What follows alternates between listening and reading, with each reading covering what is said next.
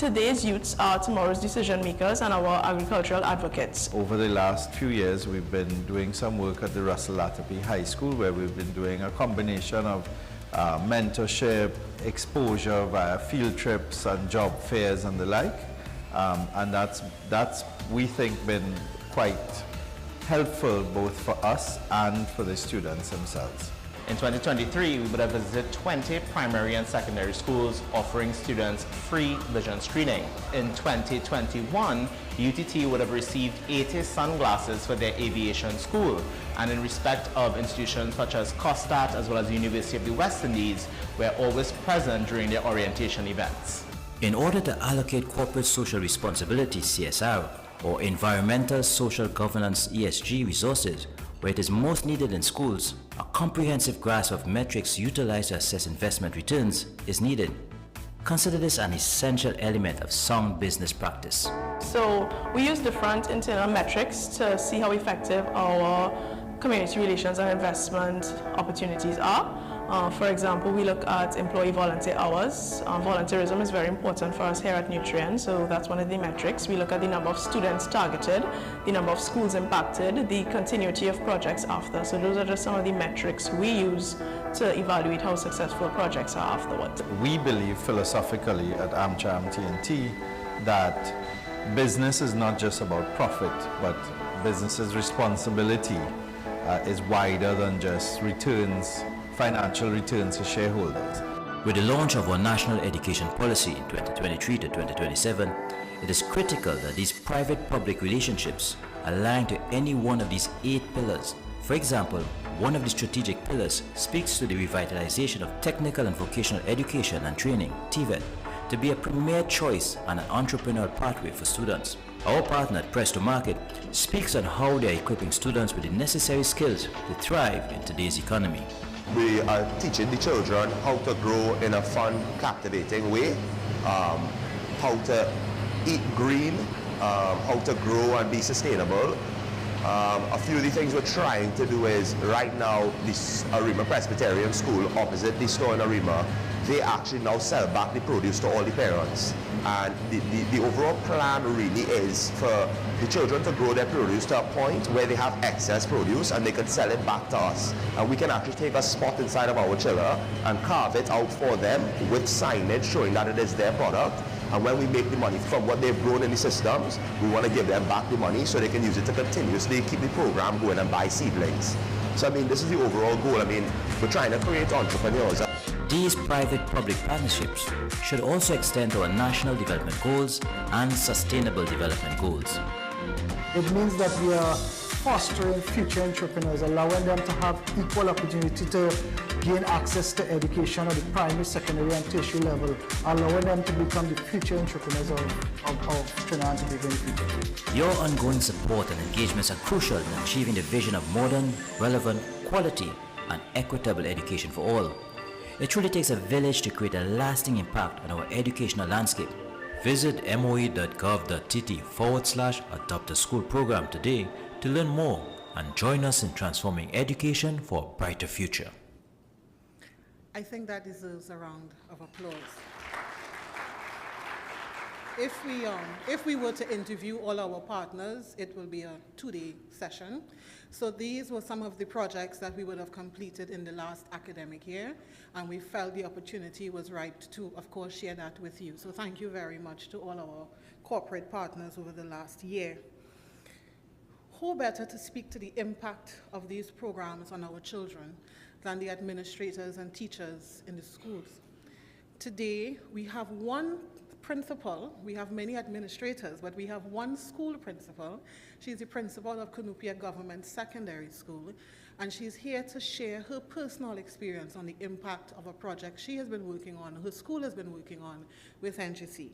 I now invite Ms. Nadine Emmons, Principal, Cunupia Government Secondary School, to bring her perspective. Please welcome her to the lectern.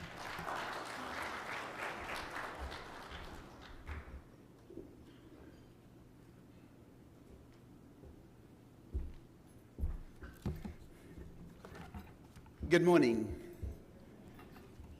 Quoting from Victor Hugo, who said that nothing is more powerful than an idea whose time has come, so is my feeling about cultural transformation and corporate partnering with schools. As principal acting of Cunupia Secondary School, our relationship with corporate citizens has been ongoing. I am blessed to have coordinated such relationships, not just at Cunupia Secondary School, but from my original appointment at Bonaire Secondary School. With our relationships with corporate citizens, we are learning that it indeed takes a village to raise a child.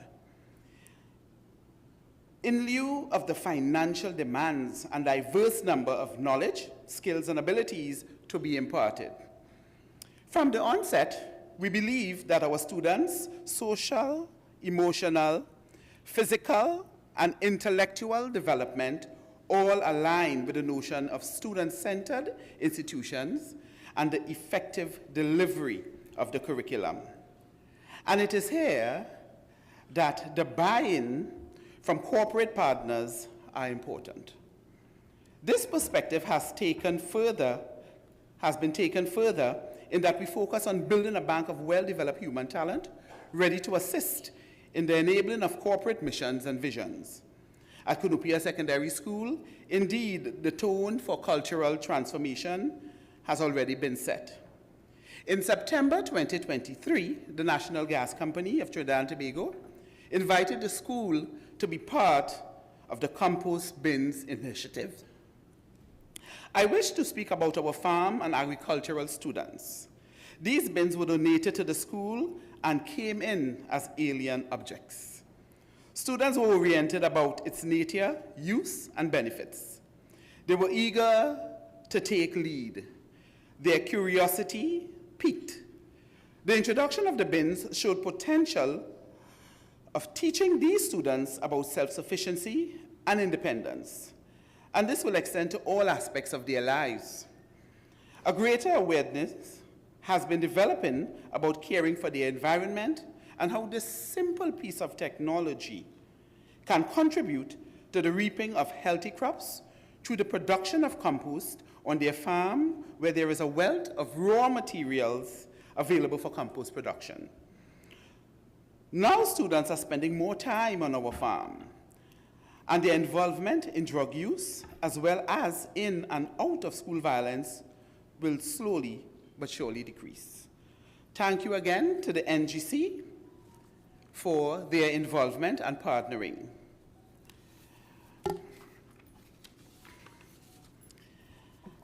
I wish to speak to the 13 years of partnering with corporations through the staging of an initiative called The Leader in Me Restaurant for a Day. Groups of Form 4 and 5 students compete with each other by managing restaurants for a day, and they are exposed to leadership skills, the culinary arts, marketing, financial planning, team building, conflict resolution, and serendipitously, these students also raise a mammoth amount of funds for their graduations. Corporate citizen, Chef Shiraz of Chef Shiraz Culinary Academy in 2023 got on board with the teachers and students and mentored them. He apprised them of culinary protocols and also spoke to all the objectives set by this initiative as identified above. He participated as a judge and was so impressed by the students' professionalism that he offered a culinary arts scholarship to one student. Student engagement in business increased. We saw these remedial students being better able to link skills accrued with what was held on the syllabi for both principles of business and principles of accounts. Student absenteeism vastly decreased, and respect for their peers and teachers increased. Though labeled as remedial, these young men and women, they now believe that they can achieve. At Cunupia, skills reign.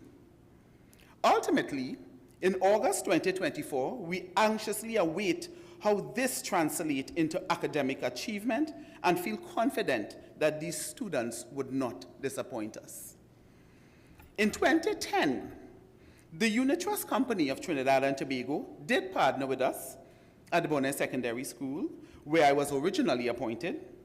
Their contribution entailed their being present at the school with the human resource team, and firstly coaching students about resume writing, business attire, posturing, communication skills, and interview protocols. That year, they interviewed all fifth form students available and offered internship to 8 students over the August vacation. This was definitely a win-win situation, as preparedness for the world of work is what our students received, inclusive of the self-discipline necessary, attitudes that are desirable, and one could have seen the positive deviation in their behavior.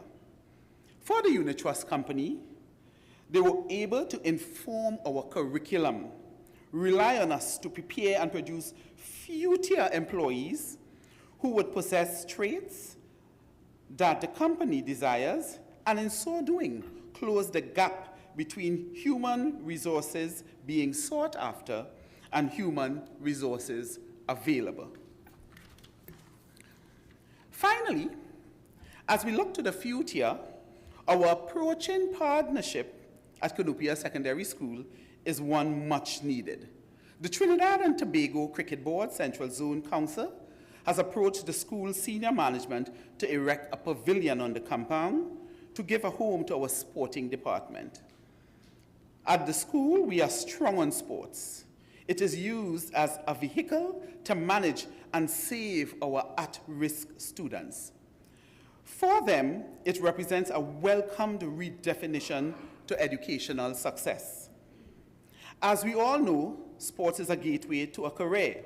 Interestingly, Cunupia Secondary School, our at-risk students, those who are at risk academically, socially, displaying high absenteeism, engaging in violent exchanges and disrespectful, are our avid sportsmen and sportswomen.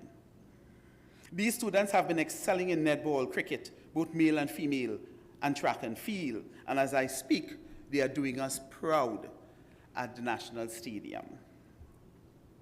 The erection of the pavilion, the sponsorship of uniforms, the donation of an official field trip vehicle to these venues are being sought. Being now in a position to enable their efforts would motivate them, raise their self-esteem, make them build stronger team spirit and loyalty to their school. For this group, regularity and punctuality has been on the rise. Alternative and better choices are being made rather than turning to violence. School and class attendance has improved, and where they struggle academically, these students have been reaching out for academic assistance. Can we imagine what will happen when the Trinidad and Tobago Cricket Board Central Zone Council is fully on board? No student is to be left behind. All of our corporate partners thus far have given service without any distortion or compromise of our educational values. So let us together expand the harnessing of resources and expertise and support and enrich the learning experiences and outcomes for students. Let's truly create a holistic and comprehensive educational environment where students can be academically advanced, morally grounded, physically fit, and culturally sound. Long-term partnerships, that's the way to go. Our corporate partners are helping us to make our school a true microcosm of society, a society that we will all be proud of. Thank you.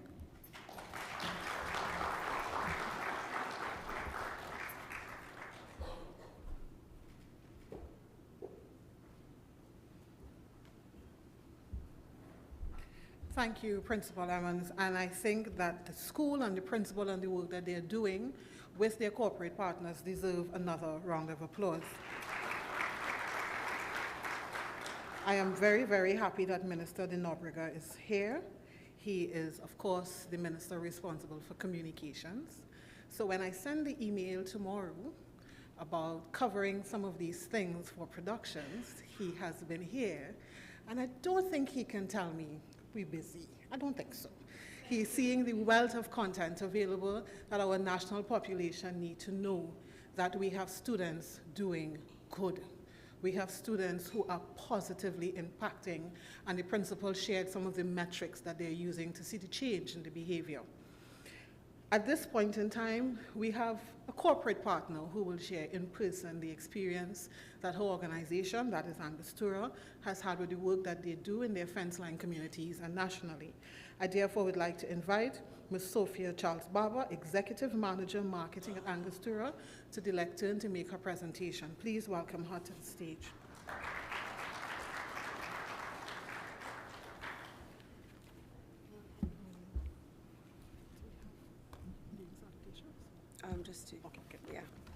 Good morning, everyone. The Honourable Nyan Gadsby-Dolly, Minister of Education, the Honourable Lisa Morris-Julian, Minister in the Ministry of Education. Good morning, all other esteemed guests. It is truly an honour for Angostura to be given the opportunity by the Ministry of Education to present at its stakeholder meeting this morning. Why do we invest in education? Well, at Angostura, our investments in communities are based on our feedback from stakeholders. Their voice plays a key role in the execution of our social and environmental initiatives. In fact, we meet with them on a regular basis since the needs of the communities change from time to time. At the end of the day, our approach is tailored to leaving a positive impact on society and people's lives. It is based on this tenet that we significantly invest in education and youth development as one of our main corporate social responsibility pillars. We are based in Laventille Mova area, and it's no secret that the community is faced with numerous challenges. As a corporate citizen, we have a responsibility to empower individuals, not only within our community, but throughout the country, and with the knowledge and skills, giving them the uplift that they need in their lives. Guided by the belief that learning sparks change, we've adopted our fence-line community, initiating impactful educational programs. In addition, our commitment is also extended to communities across the country, echoing our belief that charity truly begins at home. According to UNESCO, education transforms lives and assists in the eradication of poverty and drives sustainable development. Our initiatives align with the United Nations Sustainable Development Goals, including good health and well-being, quality education, and reduced inequalities. Our programs are not just about ticking a box. It's about the experiencing changes, hearing the testimonials, and measuring the impact on society. One of our major initiatives is our Links to Learn program, a partnership with the Laventille Foundation. This is where we adopted several students in our fence-line community and made a promise and a commitment to their parents that we would provide all the necessary tools and support that their children needed to complete secondary school. The team at Angostura goes above and beyond, not only just pumping funds into an NGO to execute on our behalf, but taking the time to work with families on a one-on-one basis, with each parent and student understanding what their needs are and seeing how we can best support them on their educational journey. Angostura's Biennial Youth Champion Awards is one of the focuses on youths who have persevered through personal challenges and adversities to make a significant difference in their lives. We offer grants in terms of giving the youths their opportunities to pursue their careers and educational goals. We partnered with an NGO to develop and execute an adolescent mentorship program and the SEA students in the Rose Hill RC Primary School. The program covers topics such as stress management, managing conflict, effective communication, and learning to overcome negative peer pressure. After the SEA exam, we'll return to the school for a transition program to support their move from primary to secondary school. The highest achieving SEA students in the 17 primary schools within our fence-line community are honoured annually and with book vouchers and school bags filled with essential stationery supplies to assist in their preparations for secondary school. SEA practice test booklets for Standard 5 students, in collaboration with Pinnacle, are handed out to all the primary schools within our fence-line community. In our annual back-to-school drive, we contribute stationery supplies and book vouchers to NGOs and community groups to distribute to both primary and secondary schools nationwide. Also, throughout the year, we provide assistance to several schools, donating laptops, desktop computers, fans and air conditioning units.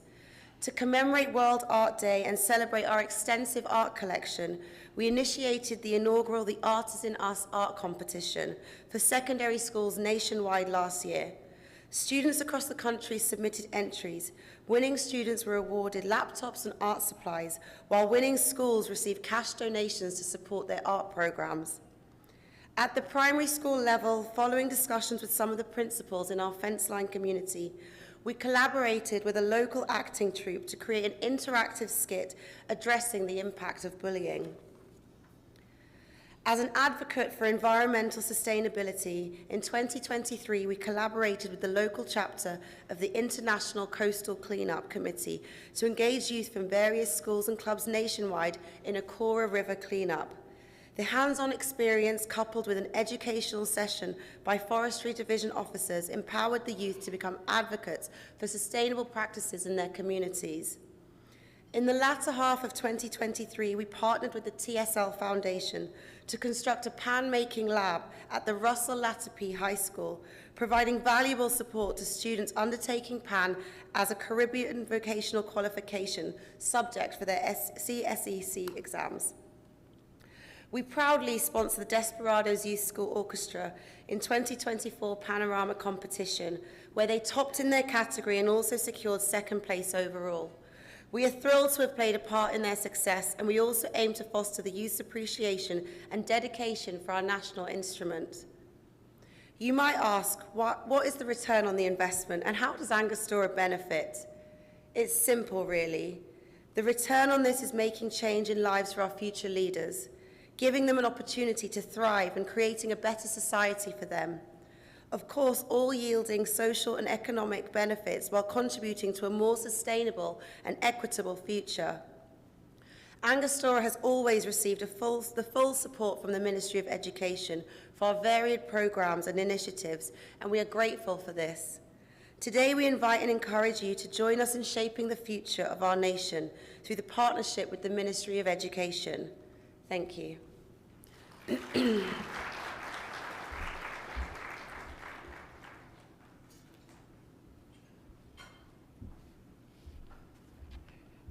I want to thank Angostura for their ongoing support to the Ministry of Education.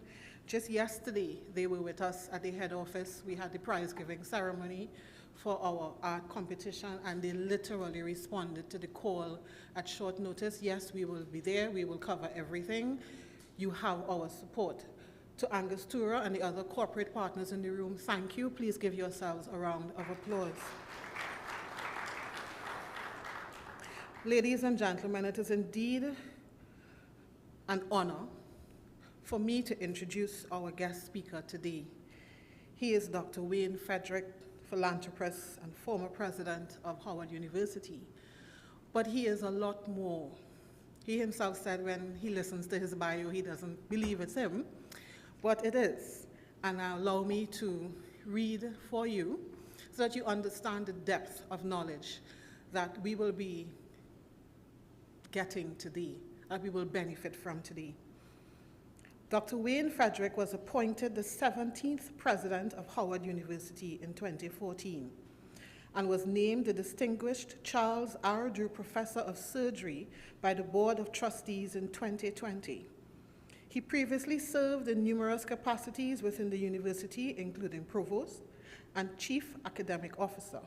Today, he continues to perform in the operating room and teach in the classroom. As president, Dr. Frederick has advanced Howard University's commitment to student opportunity, academic innovation, public service, and fiscal stability. He has also pursued initiatives to streamline and strengthen the university's operation. In addition, he has overseen a series of reform efforts, including the expansion of academic offerings, establishing innovative programs to support student success, and the modernization of the university's facilities. Dr. Frederick matriculated to Howard in 1988 to pursue his BS and MD dual degree program, which he completed the requirements of both degrees in 6 years, allowing him to earn his Bachelor of Science degree and his medical degree by the age of 22. He also earned a Master of Business Administration from Howard University School of Business in 2011. Dr. Frederick is a widely recognized expert on disparities in healthcare and medical education.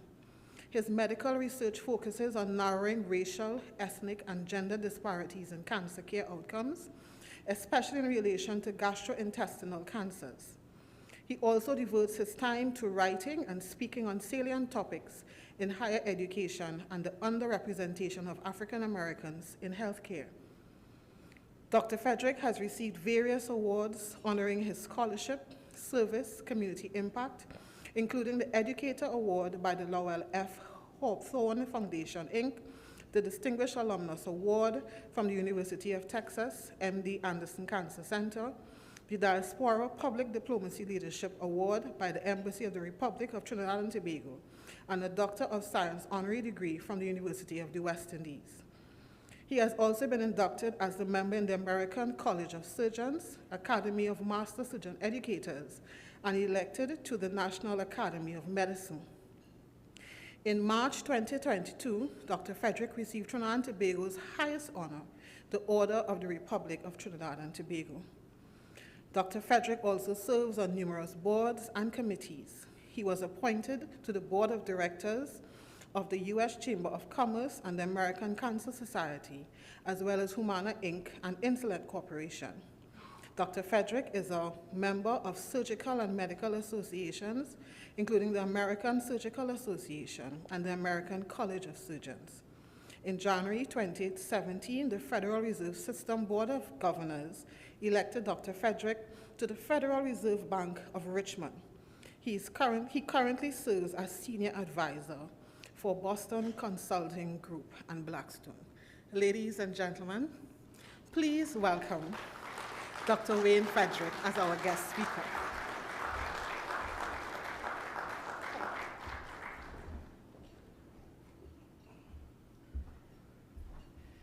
Good morning.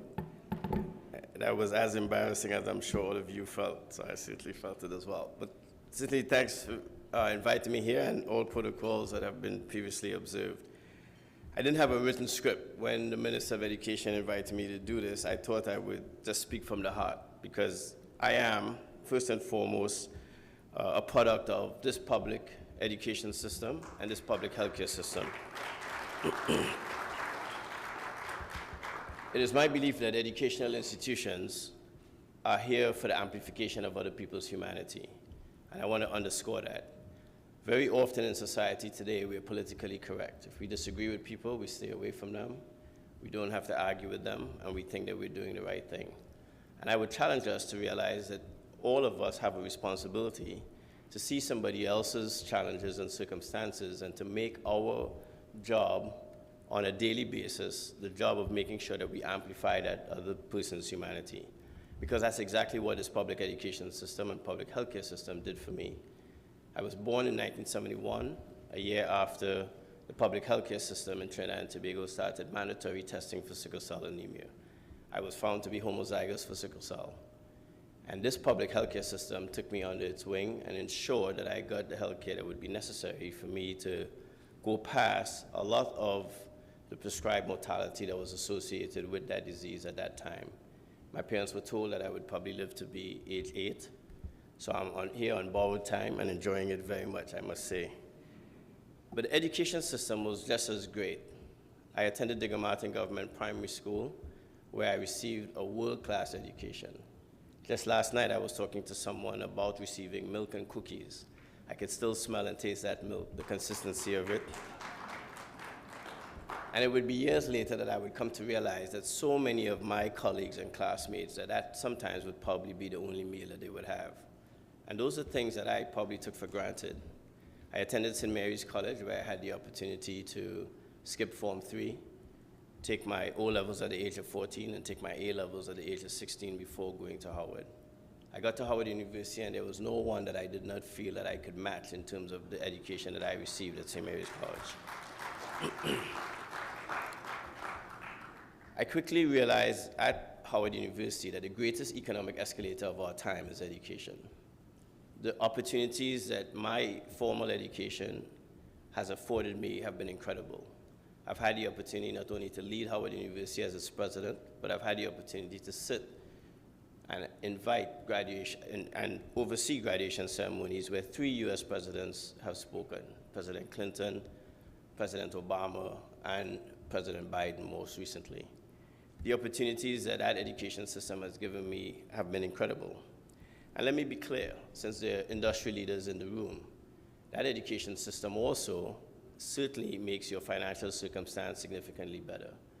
There's a lot of data and surveys in the United States that show that if you drop out of high school, the highest income that you probably will attain is about $39,000 US a year, versus if you get a professional degree, your highest income could be well north of $151,000 a year.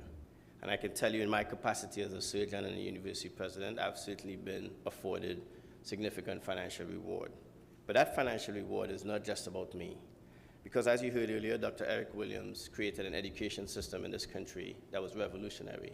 An education system that stood on the practice of allowing our citizens to attend high school for free, that then doubled down on that system to ensure that those citizens, when they excelled academically, could get scholarships to attend universities wide and far, with one understanding that we had to bring those talents back. And so that brings me to my philanthropy. My wife and I made a decision as we were going through my career that we would, whether rich or wealthy, or for that matter, just making it by, we would share our resources with people that we felt deserved it. And so we've made a decision to share those resources for educational causes. And that started with a cause at St. Mary's College. St. Mary's College inducted me into their Hall of Fame, and on that day I had an opportunity to walk around the school and take a look at the labs, et cetera, labs that I was certainly tutored in, and labs that benefited me in terms of my ability to acquire knowledge. I made a decision that day that we would renovate the physics labs. We did that, and once we had completed the task, and they wanted to put up a plaque, they insisted on putting up a plaque. All I asked of them was to put my kid's name on it, because we also wanted to make it clear to our children that it was their responsibility as they go forward in life to give back as well. Every time I come here, I go and I visit St. Mary's College, I visit that physics lab. I look at those young people in that lab, the teachers. That's an infrastructure resource, but I want to be clear that the thing that it ultimately gives is it gives those young boys who are in that classroom the opportunity to see a future well beyond what they probably would have seen before. I gave the graduation address at QRC last year. As I said, I'm a CIC old boy, and needless to say, they dragged me for a bit with their introduction. They said that I attended the other school in Port of Spain.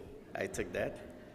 But by the end of my remarks, I made it clear to them that I was going to donate $10,000 to renovate the cricket nets there so that those young men at that rival high school could also have an opportunity like no other. And yes, financial resources are important, but the most important thing that I have been able to do is to give up my time. Over the past year, since I've retired from the presidency at Howard and I'm on sabbatical, I decided that I would come here every month and I would go visit schools and talk to students about attending colleges and universities. That has taken me to Tobago, to Bishops. It's taken me to Cedrus Secondary School and to Point Fortin East Secondary. The young people that I've met there have been absolutely incredible. I've shared my emails with them. They have contacted me about their hopes and dreams, about their applications. I've had the opportunity to review some of their essays.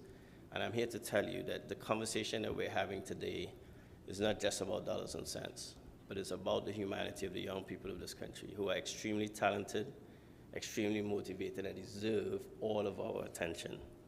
So for the corporate partners in the room, there's some things I want you to consider.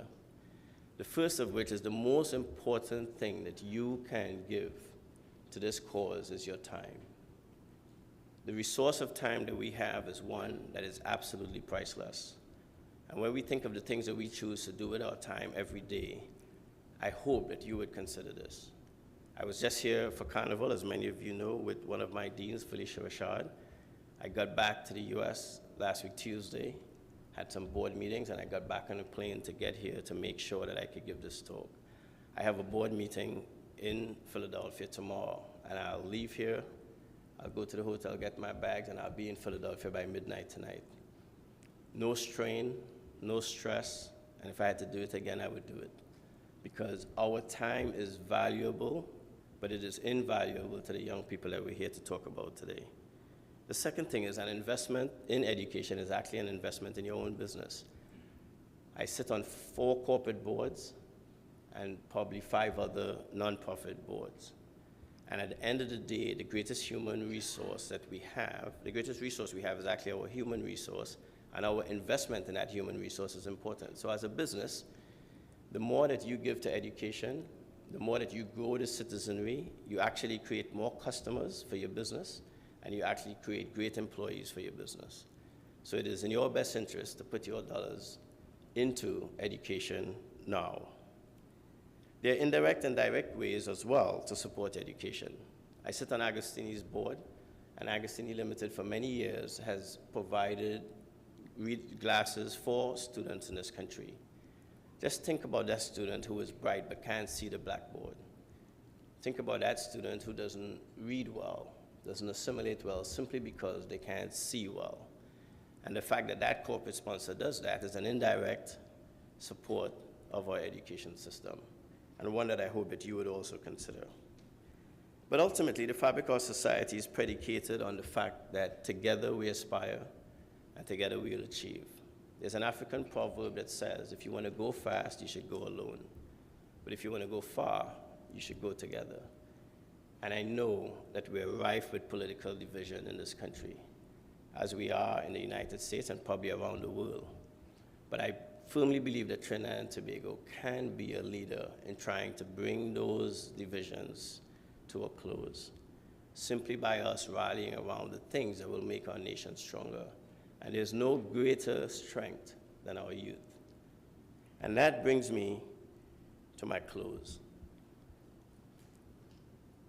This topic today, that education is good business, with the minister's permission, I'm going to change that just slightly. Education is excellent business. I'm the Charles R. Drew Professor of Surgery, and Charles R. Drew, who was the chair of surgery at Howard University and lost his life tragically on April 1st, 1950, was a black man in America who, during the World War, discovered a way to preserve plasma. And he had a saying that I hope all of us would take at heart today. And that saying is that excellence will transcend all artificial barriers created by man. It doesn't matter what that artificial barrier is. And I hope that we would all recognize that we can contribute to removing those barriers, especially from young people. Hope is the anticipation of tomorrow. And the thing that this country gave me in abundance was hope. Hope whose wings I have ridden on to heights that I never would imagine. My mom was a nurse, district health visitor, and would care for me in a way that was incredible. When I would get sick and be hospitalized because of my sickle cell, she would work a double shift to be there. My teachers would make sure that homework assignments were sent to me. And so yes, I want you to be absolutely clear that Wayne Frederick is not an exception of Trinidad and Tobago's education system, but I hope I would represent the rule for that system. And so I hope all the corporate sponsors today would join me as I represent the nation's children in thanking you in advance for your support so that you can provide them the hope, which is the anticipation of a better tomorrow. Thank you.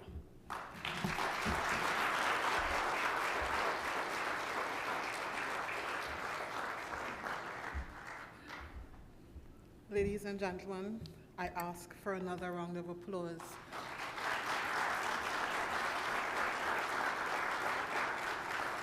When Dr. Frederick referred to the milk and cookies, how many of us in the room had that as vanilla cookies? Right.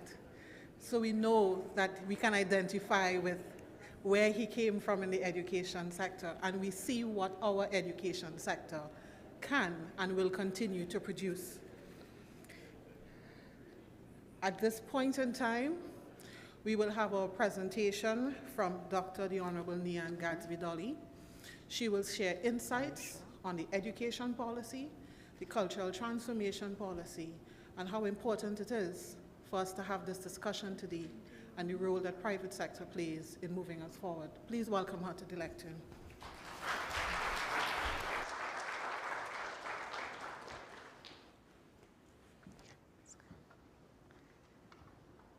Thank you so kindly, Rodel, and allow me to recognize my sister in the struggle, Mr. Lisa Morris-Julian, and everyone else who is in this room a stakeholder for education. After you've heard all you've heard, I really need to say nothing much, except thank you for your support. Because I don't know how we can listen to our presentation, see that video, Angostura's presentation, how we can listen to our principal from Cunupia Secondary speaking about the impact. And of course, how we can listen to Dr. Wayne Fredericks speak of his personal experience and not be moved to do what is required for Trinidad and Tobago. Because if there was ever a time that this country needed you, we need you now. I wanted to speak about the big picture. This is Trinidad and Tobago that we love. This is our country. Small nation, young, but always punching above our weight. You heard Dr. Frederick speak about the fact that when he left our education system, he was able to compete with the best.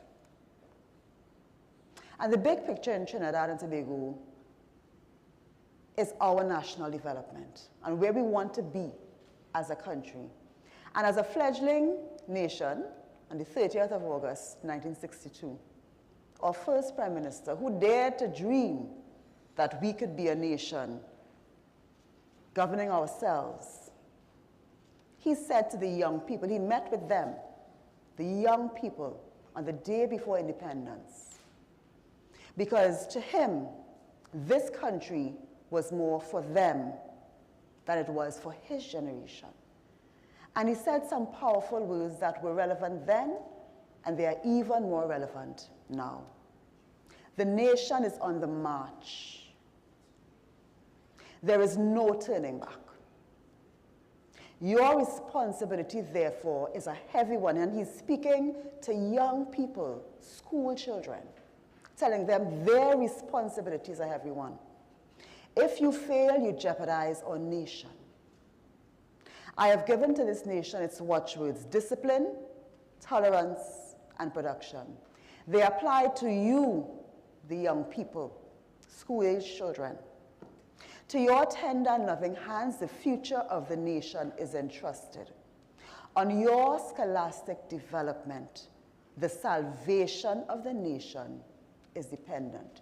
Tell me if today we don't need salvation in Trinidad and Tobago, but this was 1962.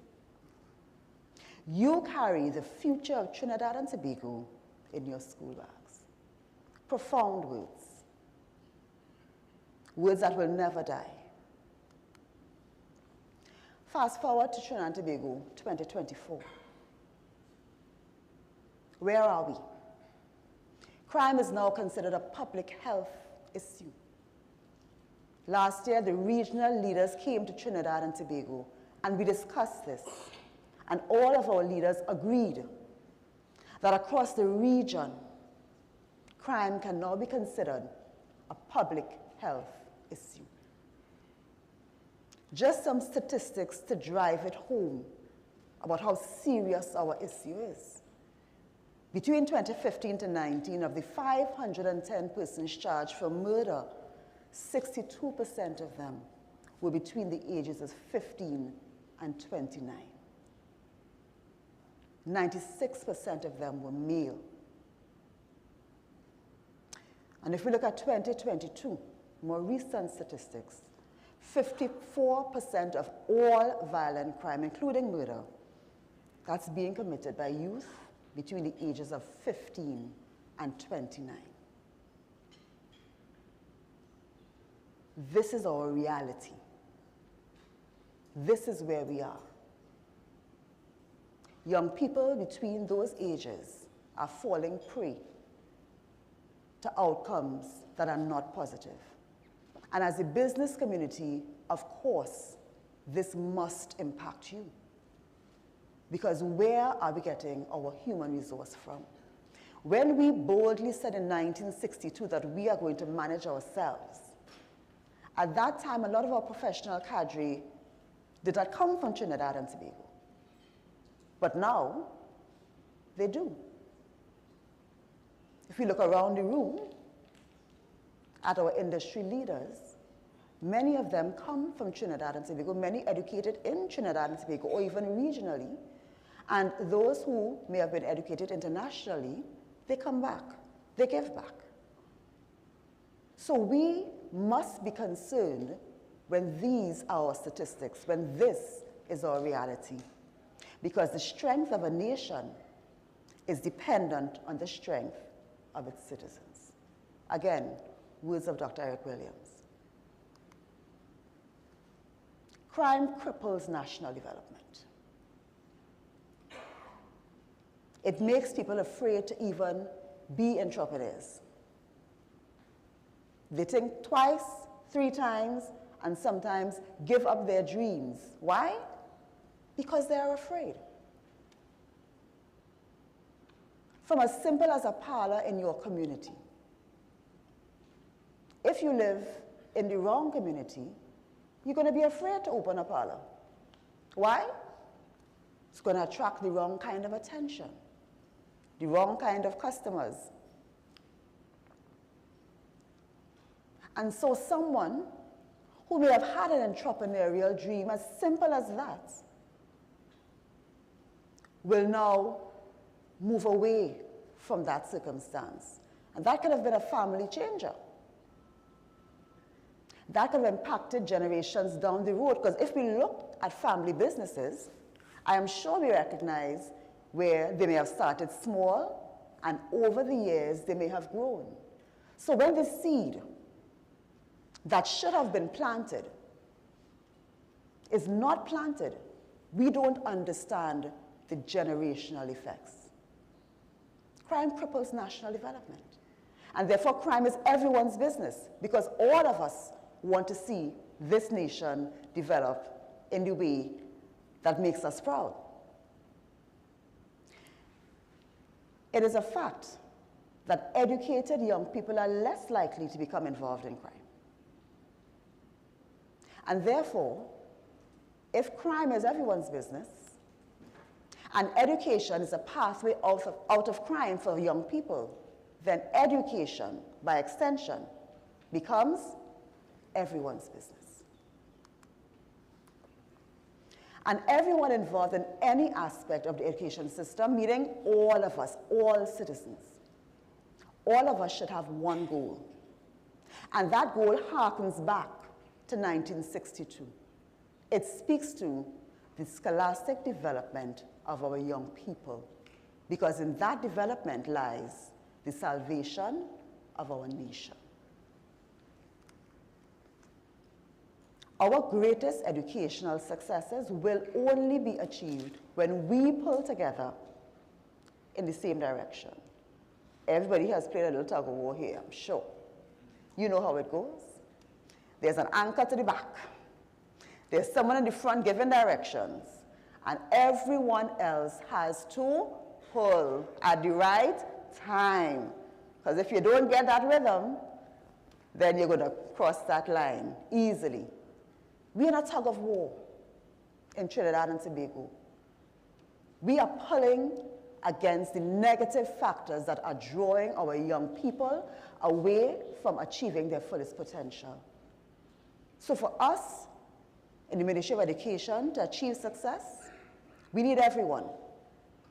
And we need to be pulling in the same direction. Our vision is simple. Made simple because we want everyone to internalize it. It's aligned to Vision 2030, which is our present developmental agenda. As we go on in the future, we may have other developmental agendas, but that's our present one.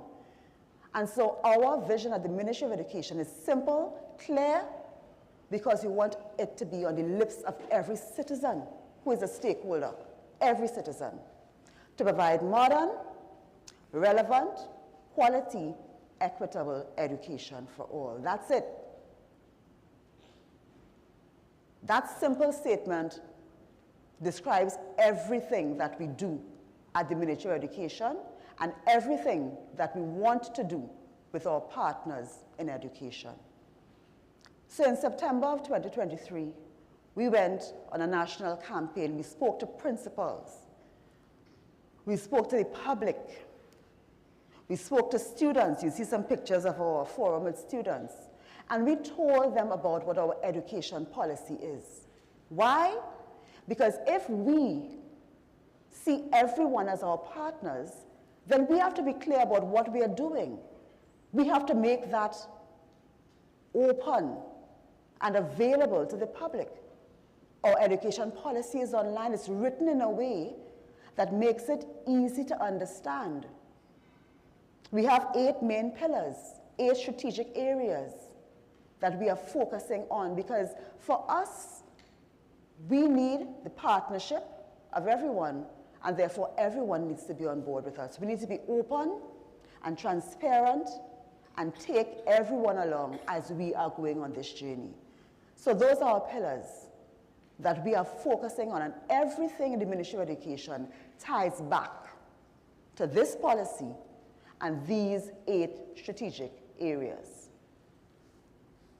Enabling student success, written as number 8 here, and equity and quality education are 2 very, very important areas, as are all the others. And that equity is something I will speak about as we go along. Underpinning all of those 8 areas is the issue of cultural transformation. And I just described to you what our culture has developed to be in 2024. Our youth are living in a culture of violence. And those who are not actively involved in it are attracted by it. Anybody has listened to Trinidad recently? And if you haven't, I want to invite you to take a look at a couple of the videos.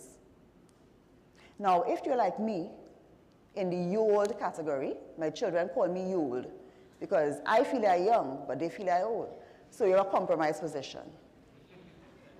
So if you're in my position, you might need a translator, which is a young person. Because in many cases, you cannot even understand what is being said. But I'll tell you this.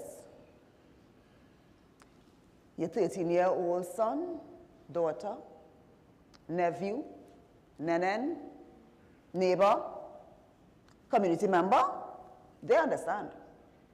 They understand it all. And they imbibe it. And you know, for some of them that have access to guns and so on, they live it. And that music is like an anthem and like a mantra. And I'm saying this today because we have to understand how we got to where we are. Didn't take us 1 year to get there. We got there over a period of time. And I'm saying to you that our young people are living in a culture of violence, and in some cases, it is so difficult for them to transcend it. They may want to try, but it is hard. We have our student support services persons here today, our director and personnel, and they can tell you what we face in our schools. They can tell you that there are children who go home and cannot do homework. You must come outside. You must engage in the activities that your community members are engaging in. There are children who lost their lives in communities simply because people felt they were too good or they feel they're better than. These are the realities. So when we speak at the Ministry of Education about cultural transformation, we are speaking about taking our children out of this culture where violence is acceptable and normal and revered. We are taking them out of that and exposing them to different experiences that will change their mindset, change their paradigm. Because if we do not do it, then the future of our nation is at stake. So we have set a principles that there are things you must do in your schools, mandatory activities to give our students experiences which will allow them to develop positive values, attitudes, and behaviors. And these values, attitudes, and behaviors are spoken to in Vision 2030, which recognizes and acknowledges that this country has not developed to the extent that it should because our citizens have not inculcated those values, attitudes, and behaviors, patriotism, proper work ethic, morality. It speaks to these things. And therefore, what we are doing in our schools is saying, you know what? Whereas our children would have gone to church, engaged in community sports, things like this, being part of a team as their normal lives, whereas they are not getting this anymore, we have to create it. We have to literally create it in their schools because we have a captive audience up to a certain age for most children, and we have to give them the opportunity to develop these things. What they would have gotten in church that they're not going to church and not getting, we have to get it in the schools for them. What they would have gotten when they played little football in the community and learned to lose without killing somebody else, they're not getting that anymore because they're afraid to come outside. We have to create it in the schools for them. Where else will they learn? So to do that, our schools have to be intentional about activities. So whereas a school may have said, I'm not having any career day this year, they have to do it. Because our children who are sitting in the classrooms have to understand that there is life beyond this classroom, and what am I preparing? What is this education for? It's to prepare me to live. What am I going to do when I get to be an adult? How am I going to take care of my children? We have to expose them to that. And when a school may have said, this sports day is too expensive, I'm not doing a sports day this year, how else are our children who are talented going to get an opportunity? How else are they going to learn to be on a team, to win and to lose? How else are they going to get an opportunity to excel outside of academics?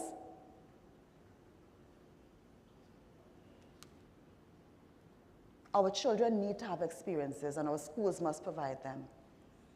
All that list there, that list, agriculture, nationalism, introspection, these are things that we are focusing on by dealing with our curriculum and the granular details of how our classrooms operate.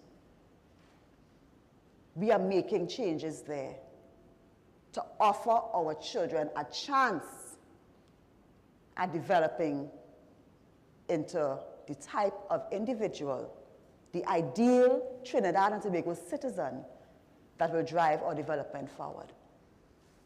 So we are seeking collaboration. That's why we are here. Seeking collaboration in a formal, structured way that will allow our schools to be able to carry out all of the activities that are required to develop the ideal Trinidad and Tobago citizen. That's why we are here, that's why you are here, and we're happy to have you. It's not as though the government is not investing in education, as you know. Education gets the lion's share of our budget. Over the last, I would say 10 to 15 years, it's been hovering around 10% of our annual budget. And you can see there how it's broken down. Teacher salaries, post-secondary sector, etc. So it breaks down and comes down that way. So the 6 million, approximately 6 million that we see every year being allocated to education, that's how we spend it. Approximately 10% of our annual budget. But the UN's Paris Declaration speaks to an increase, especially post-COVID, that we must increase our investment in education, that we must increase the equity of education investment, and that we must increase the efficiency of utilizing the resources. Resources are scarce. We all know our situations.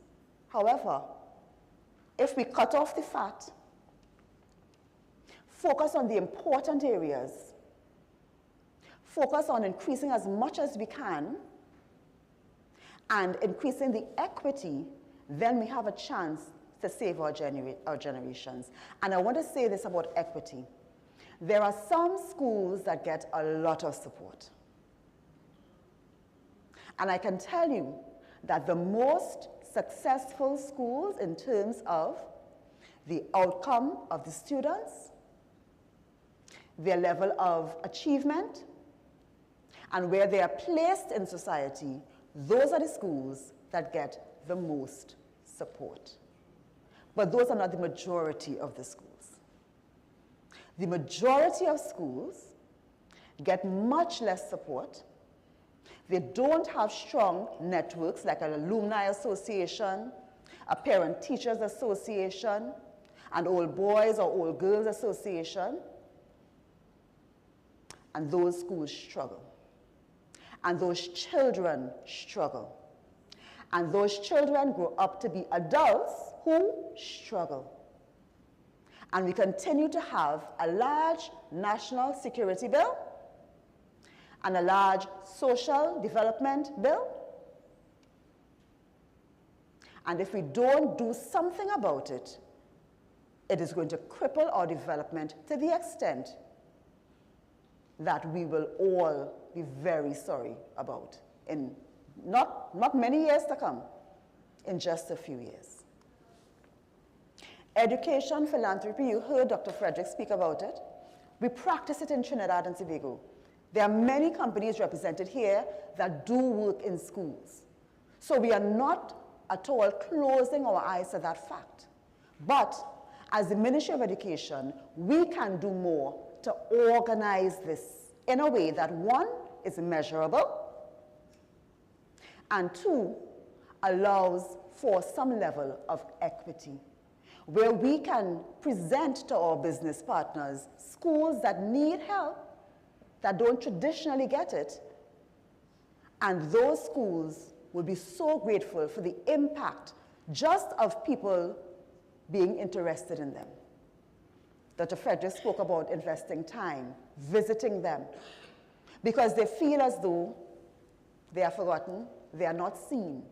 And the children reflect that in their behavior. They don't have to go to school, they don't have to behave well, because no one cares. Just some time, sometimes a little money could make a big difference in these schools. We know some examples internationally, regionally, of major things that have been done in the name of education philanthropy.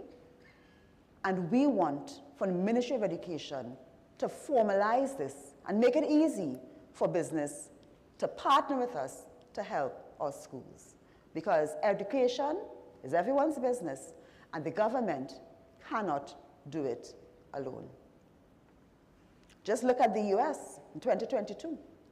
Developed nation, education philanthropy, 1% of their annual budget, $60 billion US. Compare that to us, maybe around 540 million.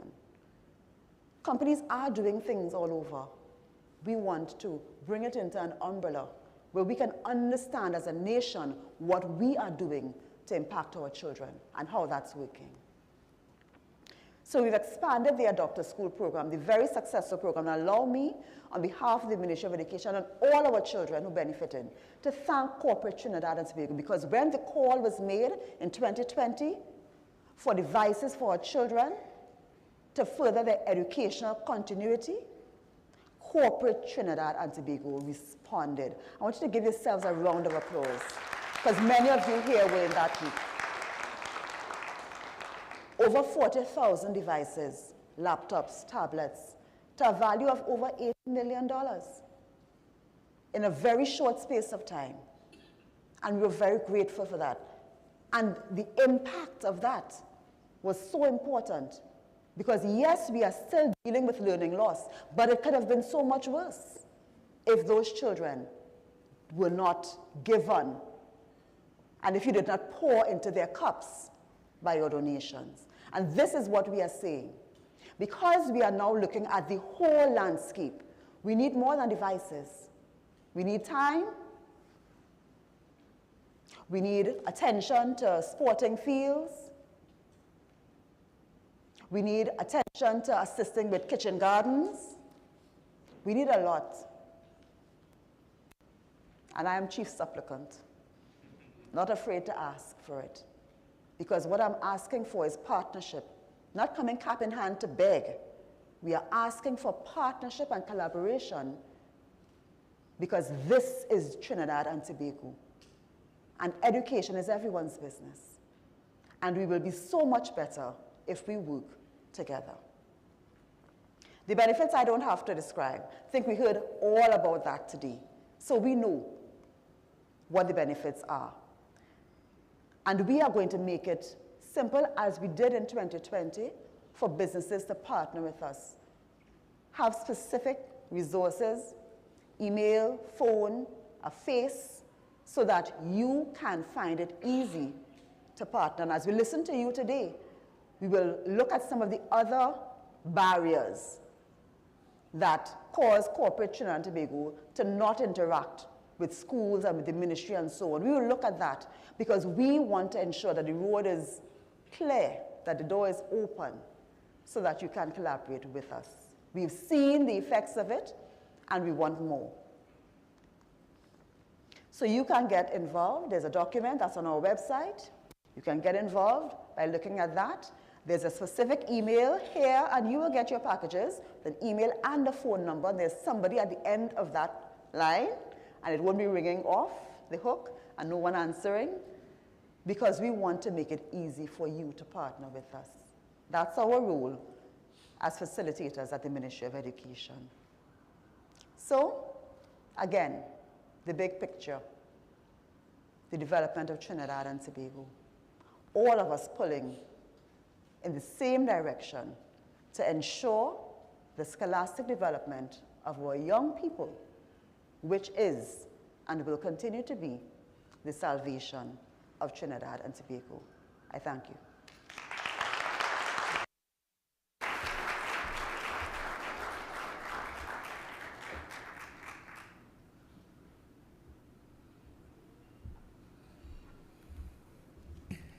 Ladies and gentlemen, we have been working with corporate Trinidad and Tobago. But you know what we haven't been doing the way we should? We haven't been measuring the way we should. The principal of Canopia spoke to the changes that she has seen in the students. And those are the things that we have to look for.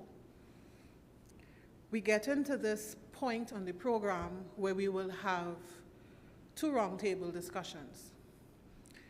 As education stakeholders, we have school supervisors in the room, we have various organizations, associations, we have NPTA, we have tutor, we have the principals associations.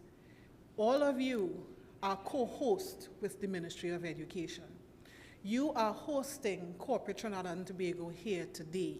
So we are here to hear from them, to listen to them, and understand what they are looking for when we say we need help. Because we have to design our documentations, our proposals, when we make the call, we have to craft what we are saying so that it meets their needs.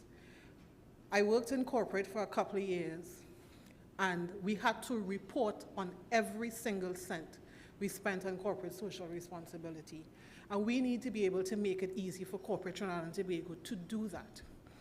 We have two panel discussions. The first panel would look at measuring the impact of the investment. And that panel, we are very, very honored. We will invite the Honorable Minister back on stage. But on that panel, we have existing corporate partners who will share with us how they measure the impact of their investment in corporate social responsibility, in terms of sponsorship, and in terms of ESG, which is environmental, social, and governance projects. I want to, of course, we don't have a formal break, but you can refresh your coffee as we get into the program. But I want to introduce our host, our moderator for the panel, and of course, share with you some background on our panelists. So our host for this morning is Ms. Tennille Regina Solomon. Tennille is a highly accomplished communications professional recognized for her academic excellence and dynamic contributions to the media landscape. She holds a BSc in Management Studies with honors from the University of the West Indies and an MBA from the Anglia Ruskin University. Tennille has garnered accolades for her research project on employee engagement in Trinidad and Tobago. Renowned as a firebrand in media, Tennille's career spans over 16 years, encompassing radio, television, digital, and event hosting. She's not only a versatile communicator, but also excels in public and motivational speaking, copywriting, content production, and script writing. I must say Tennille was our host for one of our public consultations, our virtual consultation, as well as our consultation with private schools, because we do have a project with the registration of private schools. She has a commitment to staying at the forefront in her field and is evident by her pursuit of qualifications in strategic public relations and her recent PROSCI Certified Change Management Practitioner designation. Beyond her professional achievements, Tennille has represented Trinidad and Tobago on the global stage, participating in Global Young Leaders Conference upon the invitation of the Congressional Youth Leadership Council. Please welcome Tennille to the stage as she takes her position. We also have we're very, very honored today, and it just speaks to the commitment of private sector. We have Mr. Roger Roach, president of TTMA. Mr. Roach is the founder and chief executive officer of Lazari Apparel Limited, the leading manufacturer and exporter of commercial and industrial workwear. He is passionate about holistic development of the manufacturing sector in Trinidad and Tobago, and he was re-elected to the TTMA Board of Directors in April 23 and currently holds the office of president. He is the chairman of the Export Centers Company Limited and serves as director on the boards of Evolving Technology and Enterprise Development Limited, ETEC, and Vanguard Hotel Limited. He's the former CEO of Langston Roach Industries Limited and managing director of Answer Coatings Limited. Mr. Roach holds a BSc in Economics and Management and a postgraduate diploma in Corporate and Commercial Law from the University of the West Indies, as well as an international master's in Business Administration from the UE Arthur Lockjack School of Business, where he specialized in international marketing. Please welcome Mr. Roger Roach to the panel.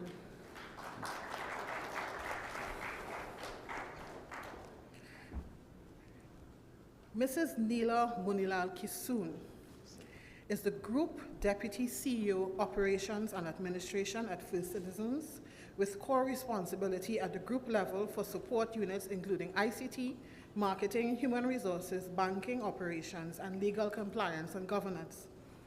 Mrs. Munilal Kisoon has been with the First Citizens Group for over 20 years and has been a member of the senior management team for over 13 years, where she has served in the capacity of Chief Information Officer, General Manager, Group Human Resources, General Manager Operations, and Head Integration Operations.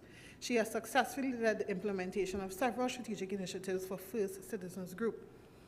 Neela possesses an international MBA from the Arthur Lockjack Global School of Business and a BSc in Computing and Information Systems from the University of London. She is also certified in information systems auditing and risk and information systems by the Information Systems Audit and Control Association. She currently serves as the director of the Board of First Citizens Depository Services, as well as the Board of Infolink Services Limited. She is the chairman of First Citizens Pension Management Committee and a director of the Shelter for Battered Women and Children. Please welcome Ms. Neela Munilal Kisoon. I have your bio to read.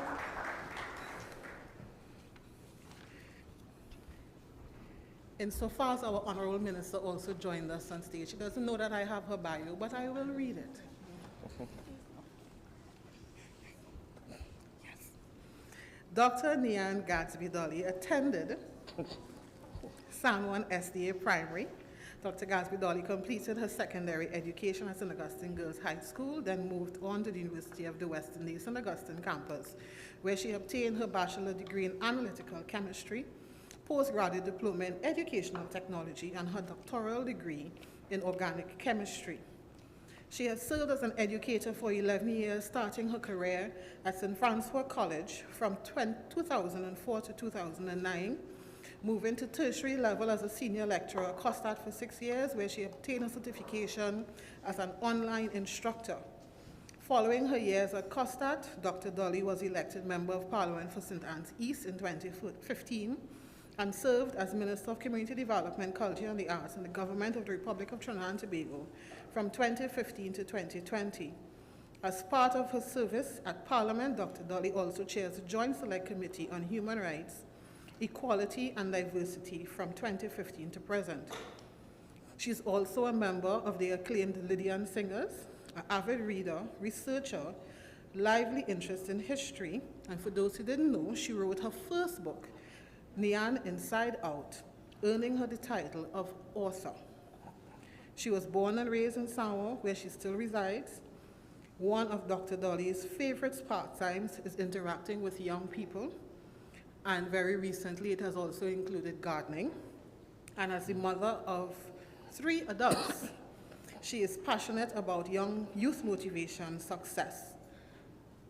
Welcome, Dr. Dolly, to the stage. Last but by no means least, we have Mr. Nirad Tiwari.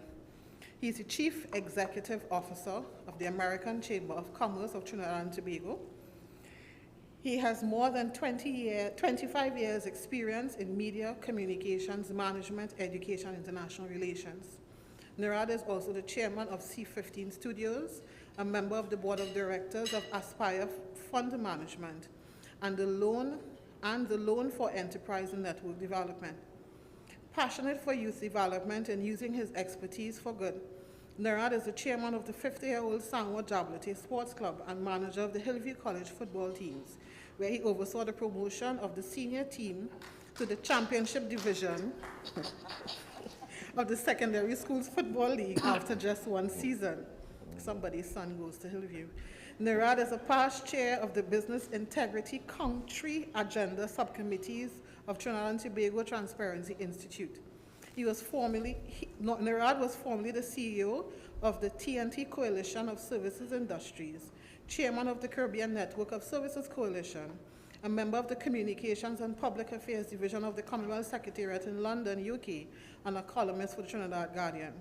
A keen supporter of the arts, Nirad is an associate producer of Bazodi the Movie and the former chairman of the cabinet-appointed Fashion Industry Development Committee. Please welcome Mr. Nirad Tiwari. The first panel will be discussing measuring the impact on investment. In this panel discussion, Tanil will be discussing with the members at the table various areas of sponsorship, CSG, and CSR. Once time permits, we will allow questions from our corporate partners in the room. But I ask you, when that time comes, there will be a mic roaming that you can ask your questions, raise your hand. So Tanil, I now hand over to you, ladies and gentlemen. Thank you for that warm introduction, Radal. Ladies and gentlemen, again, I now invite you to join me as we shift gears at this time to our first roundtable discussion themed Measuring the Impact on Investment. Joining us to provide meaningful insight on this subject matter, please help me welcome again our distinguished panelists with a round of applause.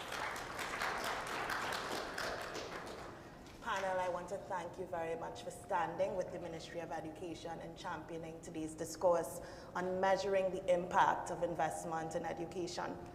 Before we begin, I'd like to preface our discussion by establishing that based on what we've seen and heard thus far, without a doubt, education is excellent business. And I'd like to commend the government of the Republic of Trinidad and Tobago, the Honorable Ministers in Education, Ministry of Education, and Corporate TNT for their advocacy and investment in the future of Trinidad and Tobago, which lies in the school bags of our nation's children. Please put your hands together for them. Now, panel, let's delve in, and Mr. Tiwari, we'll begin with you. Sure. All right? So we'd like for you to help us understand. We've heard several references to CSR, ESG, sponsorship. Help us understand the key differences between corporate sponsorship and corporate social responsibility and environmental social governance initiatives. Sure. I mean, from an academic perspective, because it really depends, each company will handle these differently, but from an academic perspective, so to speak, sponsorship is where you donate, you give something to an initiative or a person, a club, because you want to, you think it makes sense. It doesn't necessarily fit into any of your strategic pillars. It may or it may not, but you just do it because you think it might be beneficial or provide some goodwill. Whereas CSR, you would have some strategic pillars, whether it be entrepreneurship, youth development, etc., and you would focus your spending on those on activities that fall within that remit. ESG goes a little further because it gives a framework to measure the business's impact on society, however that's defined. Some businesses focus on what they call the fence line communities, some say the nation, some go even wider than that, as the case may be. So ESG really gives you the framework to measure in a greater way the impact of the business and therefore guide your support for your guide your support to ensure that your business has the widest and most and deepest impact on society. Excellent. Thanks for defining those parameters for us, Mr. Tiwari. Honorable Minister, each of these has its place vis-a-vis corporate sponsorship, CSR, and ESG initiatives in education. Which of these investments do you view as most sustainable and impactful in the long term based on the goals that have been set for transformation in the education sector? Well, it would be remiss of me to identify any above the other. What we get, we take with joy. So we like all of them. However, what we've been noticing at the ministry is that corporate sponsors are really looking for the measurement. And they are looking, I guess, as time gets a little more difficult for everyone, everyone's looking to ensure that their dollar is spent the way it should. So sponsorship may be the freest way of getting funds, and we love that. However, we have been working with some of our NGOs that are under the ministry to ensure that their reporting mechanisms and their monitoring mechanisms are more robust, because that is something that has been coming to us from those that traditionally sponsor. And I would imagine it is because they may be reducing the sponsorship aspect and focusing more on the measurement aspect of the donations. Yeah. Aspects as well. Indeed. So, Mr. Tiwari, continuing our discourse on sponsorship, CSR, and ESG, can you shed some light around how these are linked to your business objectives and why it's important for such linkages to be made? For sure. I mean, as I said in the video, we at AmCham, Trinidad and Tobago, and I don't think this room needs convincing that education is good business, right? It's just a matter of creating the frameworks to to foster greater partnerships. But businesses have different publics, and you sell to consumers. And so if you can show how you execute your business objectives in a way that is beneficial not just to the owners of the business or the shareholders, but to the wider society, you can create better brand loyalty, more loyal customers as a result, widen your customer base, differentiate from those businesses who are not doing such things, and that's why being able to show the impact also matters. So it's not just the activity, but the impact. And there's a place for both, as Minister said, but yeah, when you can show the impact, then you can go deeper. Excellent. Mr. Roach, I'd like you to chime in here as well. Why is the linkage to business objectives imperative? And how can our education and corporate stakeholders make these linkages? Good morning. Good morning. Thank you for inviting TTMA to the panel. But that linkage is very simple for us as a manufacturing association. We don't see any difference between business and education for the simple fact that our employees, we draw our employees initially. Our employees are a product of our education system. And our consumers are somebody else's employees. It's because of the income earned somewhere else, outside of our business and even within our business, that allows consumers to purchase our products.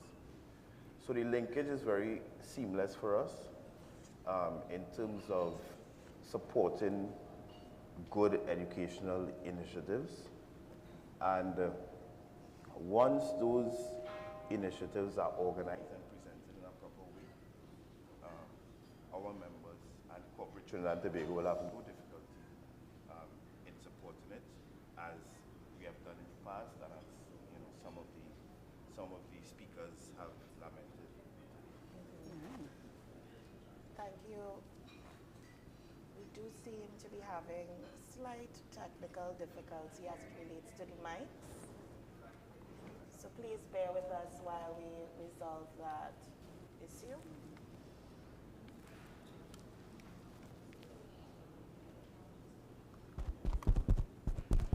All right. Yeah. Testing. Yes. All right. So Ms. Munilal Kisoon, we'll continue with our discussion with you.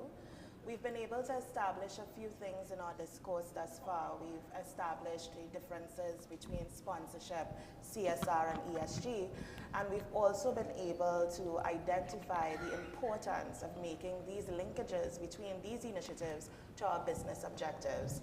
Having laid that foundation, can you shed some light on the metrics used to measure return on investment and how you report on the CSR, ESG, and sponsorship investments to your stakeholders? So good morning again, and thanks very much for having First Citizens on the panel. So First Citizens supports measurement via two points mainly, right? We measure the quality of our investment via our return on investment, but we also monitor the impact. It is a very important aspect of any initiative that we are engaging in. Now, our governance process for our CSR and as well ESG framework is via our community social investment program that focuses on 5 specific pillars. And within each of those pillars, you have a governance framework that is set out, establishing specifically the areas of focus.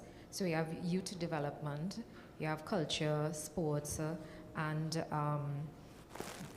5 specific pillars, and I kind of believe youth development, education, culture, gender, and environment, and sports. And in those 5 pillars specifically, you have a committee that focuses on clear objectives. Those objectives are outlined with specific KPIs that was going to measure the investment that's being made in the proposals that we receive and measure sustainability of the investment that we make as well. So you have a combination of making sure that you're measuring the funds that you're investing, you're measuring the impact you're having in the specific initiatives that you are engaged in, and you track and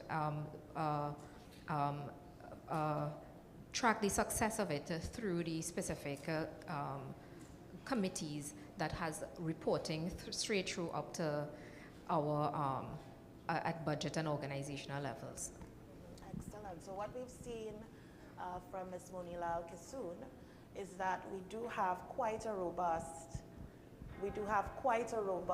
governance structure in place to ensure that we're able to effectively measure our investments. So certainly what we've seen is that you've spoken to measuring quality, you've spoken to measuring impact, you've spoken to measuring sustainability. So that's excellent news, and I hope that our corporate stakeholders in the room, as well as our educational stakeholders in the room, are taking diligent notes around what are some of the requirements that we need. Mr. Roach, building on the insights shared by Ms. Monilal Kisoon, what are some of the key results you'd like to see from your CSR and ESG investments made in education? Well, from a business perspective, we like numbers and we like specifics. So for example, if you want a company to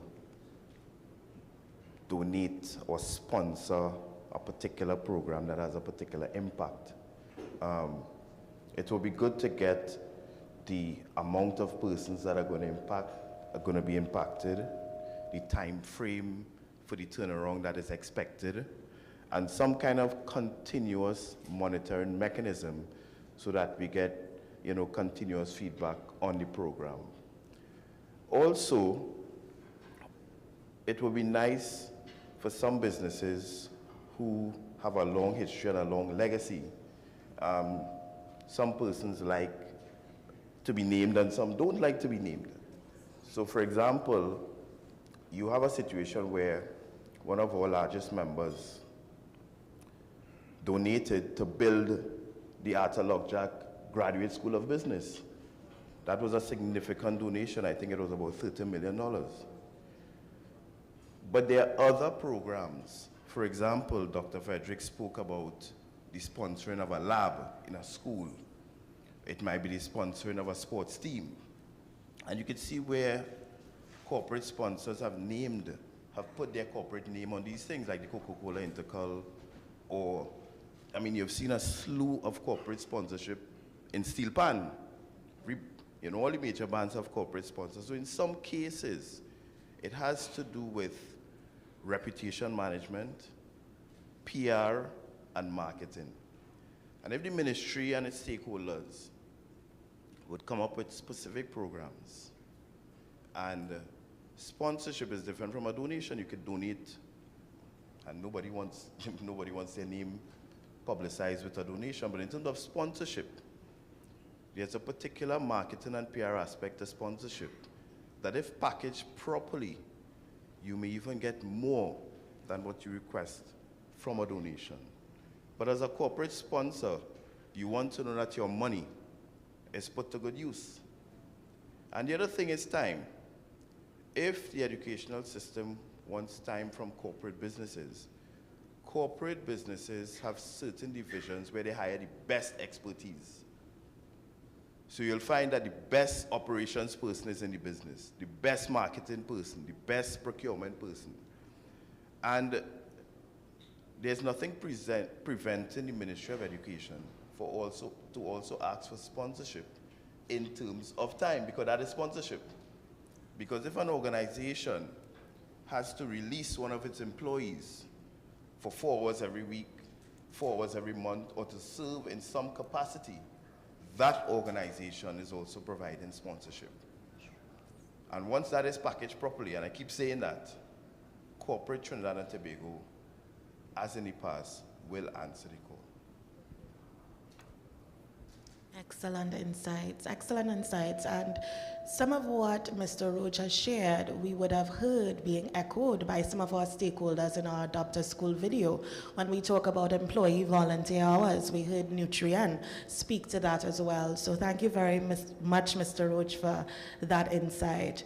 Honorable Minister, I'd like to bring you into the discussion to provide a perspective from the Ministry of Education on return on investment.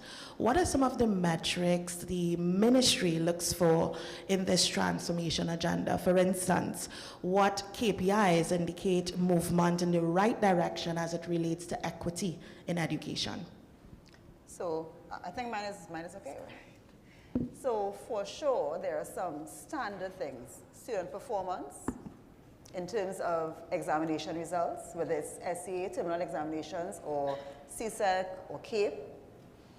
Then we look at student discipline. That's another very important area where we look at the amount of infractions that a school students are committing, also the level of the infractions. And so we look at how the impact of what we are doing has changed that negatively or positively. We also look at school climate, and that's a survey that we do every year with our schools, and it measures how the students feel about their school, how the parents feel about their school, and how the teachers as well, and principal. So it measures the level of satisfaction, because that has an impact on student performance and on teacher give back as well, because we also expect our teachers to do more than they are paid for. That has always been, but teachers will give back more if they feel that they are more satisfied by their school environment and so on. So those are mainly some of the measures that we look at in terms of how the initiatives that are being performed are impacting also school participation. Let me say this, school participation in national events or regional events or even community events. So like the music festival, school panorama, junior calypso. So you also look at how schools are able to take part in these competitions and the effect that has on the school climate, student performance, etc. It's good to see that the Ministry of Education has this framework in place. And I think, if anything, it can act as a reassurance to the corporate stakeholders in the room that the Ministry of Education has that framework in place to quantify the impact of your investment in the various schools and institutions across our nation. Panel, you perhaps receive hundreds of applications or proposals annually seeking your yes for a good cause. What sets the yes apart from the no? And Ms. Munina Al-Kisoon, I'd like you to lead in answering this question for us. Sure. So, as I mentioned previously, through our 5 pillars, we have small subcommittees that focuses on making sure that the objectives are defined, right? Now, having an objective that comes in a package that is not aligned to the pillars specifically, that we're not able to see that the project that is being executed on, we're not going to see sustainability, it's not clear, you're just asking for funding. Sometimes those are the reasons why we will not accept something. The committee, as with everything else, have limited budgets, right?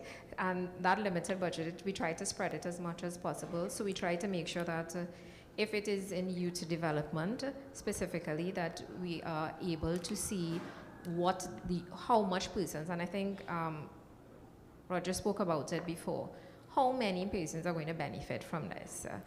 What is the extent by which this is going to impact not only in the school but also in the community? So if we have alignment of a proposal to multiple pillars in the our CSR program, even better for us, because then we can say, hey, there is better leverage here from this investment in multiple areas. So those are some of the things that we want to see, and we want to be able to, obviously, I mean, he also mentioned we have to be able to satisfy all of our stakeholders and shareholders when we spend, right? from the board to management to customers to employees, all of those are our shareholders.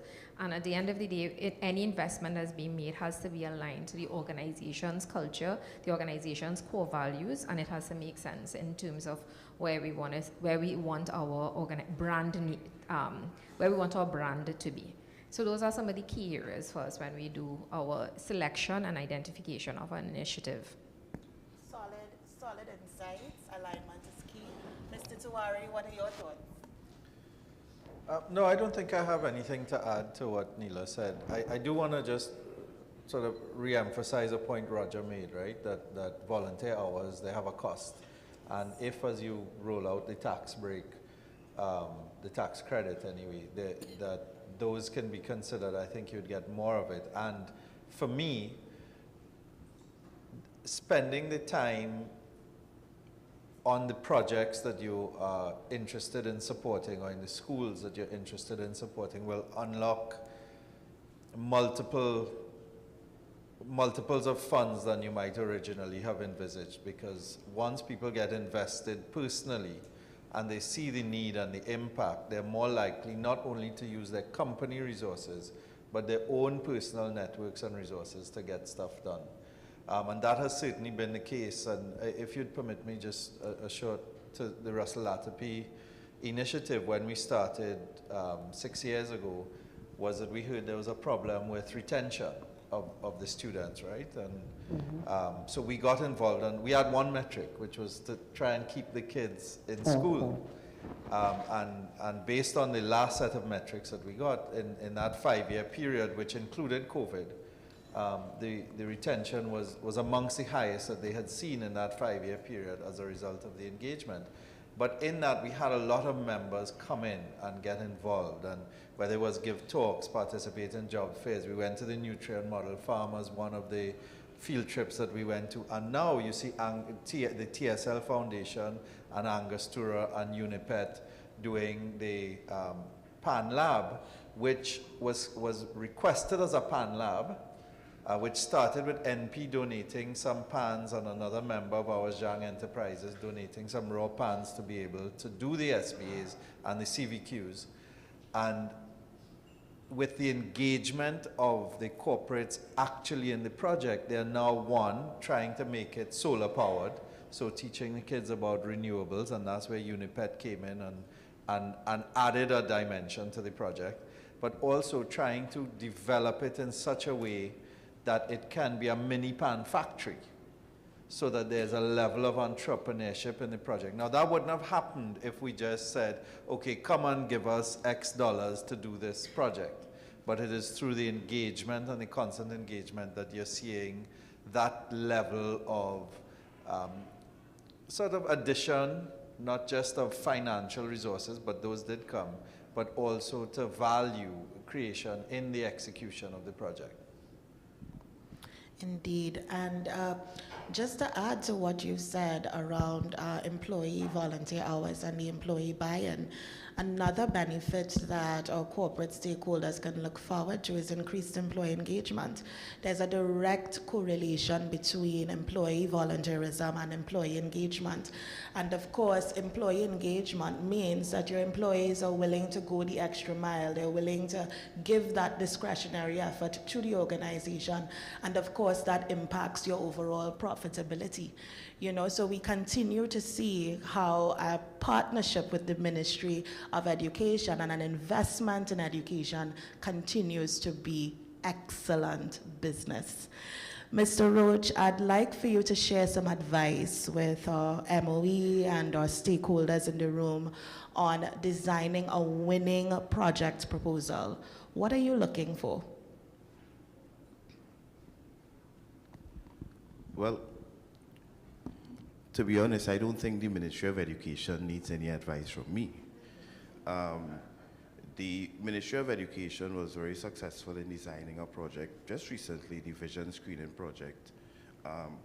The way in which that was presented and packaged and presented to the TTMA, and I guess and Courts, who was the other sponsor, I believe. It was well designed and well packaged, and we had no difficulty in in supporting it. I mean, Dr. Frederick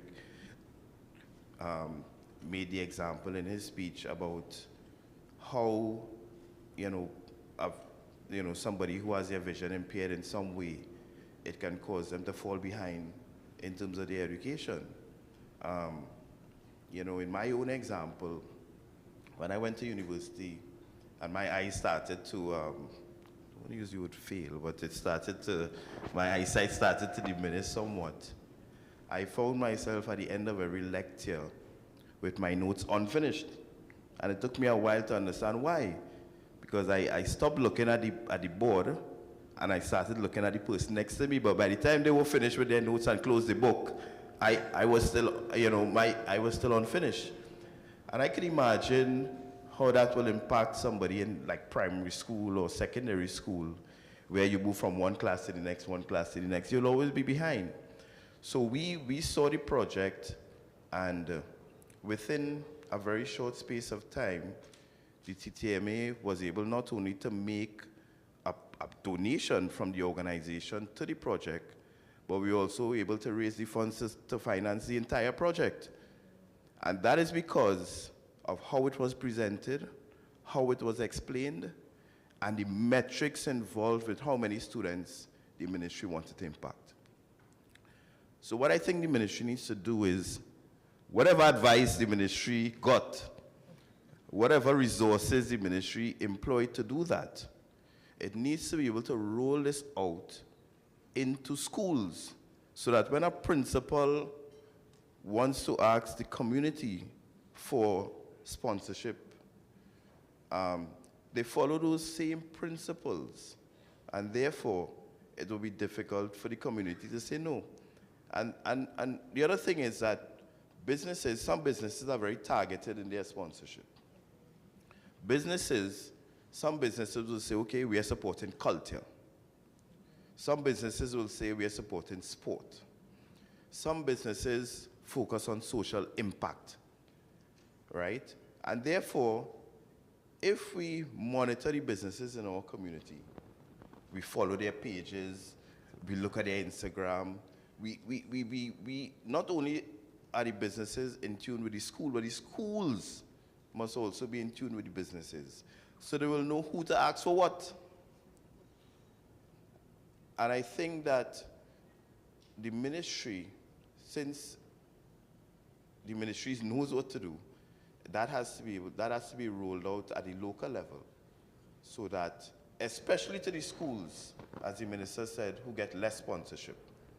So some schools with proper Old Boys Association and Parent Teachers Organization and so on, who know these things, and that is because the Old Boys contribute into the design and development of the program. And because they're Old Boys and they invested into the schools, like Nirad said, they spend their time in those schools.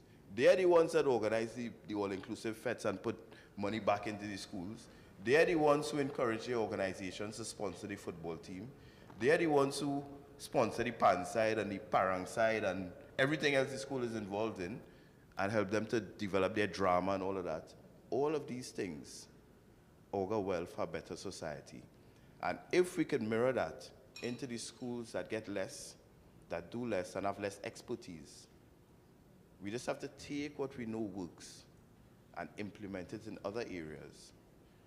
And that will benefit the schools who today get less, but tomorrow could get a lot more from the business community. Mr. Zuari? Yeah, I just want to add that in the two instances where I've been working in schools and it's worked, there has been a level of facilitation but autonomy, right? So in the Russell Latapy High School, we got approval. Of course, we went through the process and so on, but nobody told us, well, you have to do this and you have to do that. The ministry and the principal said these are the outcomes, and we would co-design the activities with the school, with the school's administration. But it wasn't centralized. And same thing with the football at Hillview. They said, okay, you guys are handling that. As long as you meet these objectives, you're okay. And I think, I mean, if I could commend to the ministry, you're already doing that, Minister. And I think that continuing with that would also help, because it would allow for innovation and flexibility. Excellent. So we have endorsements for the Ministry of Education coming in from both TTMA and AmJam. Minister, it is the conclusion of both parties that the Ministry of Education has the blueprint. So can you share with us, the wider plans to ensure that that blueprint is cascaded to all schools within the system? But I think Mr. Roach touched on what we are intending to do, which is to deal with our principals. So we've had one installment of the Master Principal sessions where we have taken principals who are quite successful at garnering support and had them speak to a wider population, explaining how they do what they do. Because in some cases, this is not necessarily one of the things that our principals have been trained to do, and that they would necessarily understand. Some may have natural skill, or some may have expertise coming from their network associations. So that is one of the things that we must do. At the ministry itself, why we are doing this here today is really to launch the expanded Adopt School program, which gives a one-stop shop for corporations who are willing to donate to schools. So we had done this in 2020, and there was one person who was answering the calls, looking at the emails, and providing the liaison between the ministry and the schools. And that proved to be very successful, because we realized that business gets very frustrated when they are trying to proceed as the private sector does, and they are met with public service bureaucracy, which is important, but there must be a way to circumvent it to allow for ease of operation between the two parties. So that liaison is very important, and so that is in place as it was in 2020. And what we are also providing are guidelines for what businesses can donate. So if you are a business and you are not donating to a school, we say there's room for you. But we must provide the level of understanding as to what you can do and where you can do it. And we did that in 2020 as well, where we said, okay, this school requires 20 laptops. And it was easy for business to say, you know what, okay, great, 20. In the same way, if we are saying these schools require help with their kitchen gardens, then it must be easy for someone to just call or email, get a response, and very quickly get a link with the principal. You visit the school if you have to, see what you want to donate, and it's an easy process. And so it's going directly to the schools. It's not being lodged at the Ministry of Education, because we want to develop that rapport. Because at the end of the day, what we are trying to create is a system that works, because the personalities may change, but the system must work. So that is what we are putting in place at this time, that there must be a link at the ministry that gives an immediate response. There must be that connection between the business and the school, and that training of our principals now to understand how they can facilitate getting donations, because certainly if a company is willing to donate with its best effort and they meet resistance, then all is not going to be well. So that's from our part. So we see ourselves as facilitators, ensuring that both parties can get their needs met. Wonderful. Thank you for that, Minister. And at this time, we wish to open the floor to our corporate stakeholders in the room. Of course, we don't always have the opportunity to engage with you in settings such as these. So, of course, we will open the floor at this time to just around 3 questions from our corporate stakeholders. If you are interested in contributing, we invite you to please raise your hands, and a member of our Ministry of Education's communications team will come to you with one of our roving microphones. Again, we ask that you be concise, that you stand, possibly, that you provide us with your name, your organization, and of course, you can guide to whom your question will be directed. Thank you so much. Sure, thank you.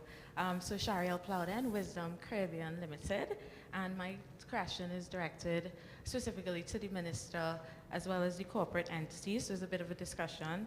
So I would like to know, we spoke a lot and very good discussions coming out of today, but the use of artificial intelligence, we know, can help us reach all the communities and all the schools that we need to, especially those in the focused school areas and the focused communities. So my question is, looking at the pros and cons of artificial intelligence, how can we and corporate intervention utilize artificial intelligence to be able to touch all students in the communities? Minister? Maybe I'll start.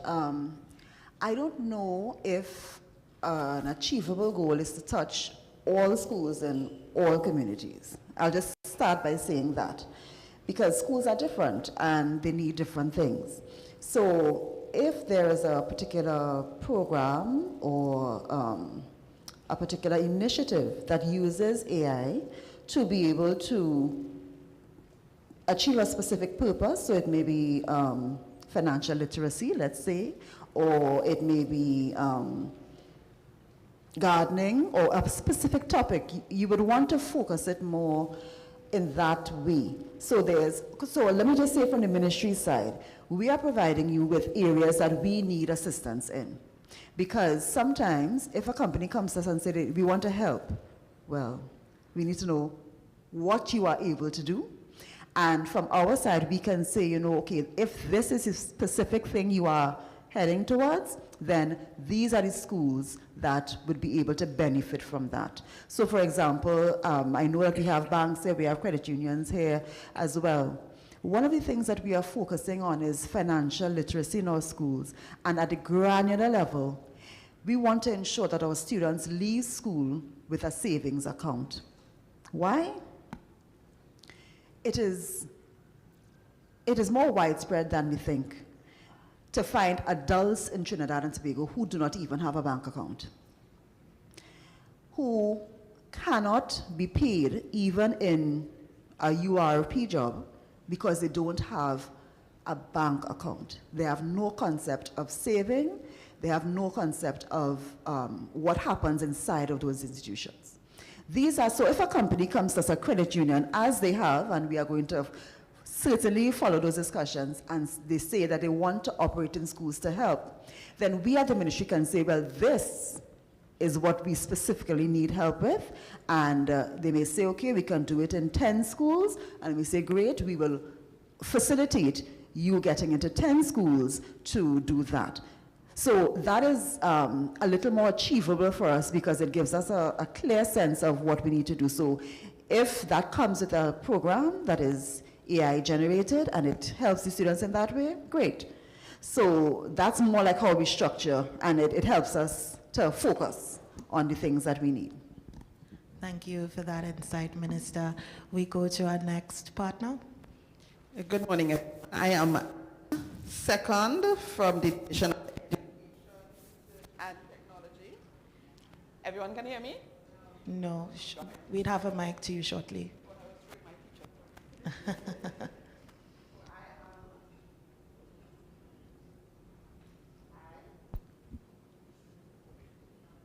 Check.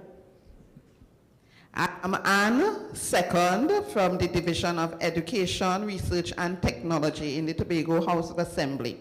I would like to ask a question of Minister Gatsby-Dolly. I was particularly impressed in your overview where you are looking at drawing us together to collaborate and to organize in a cost-effective way how we are going to measure the contributions made by the corporate sponsors.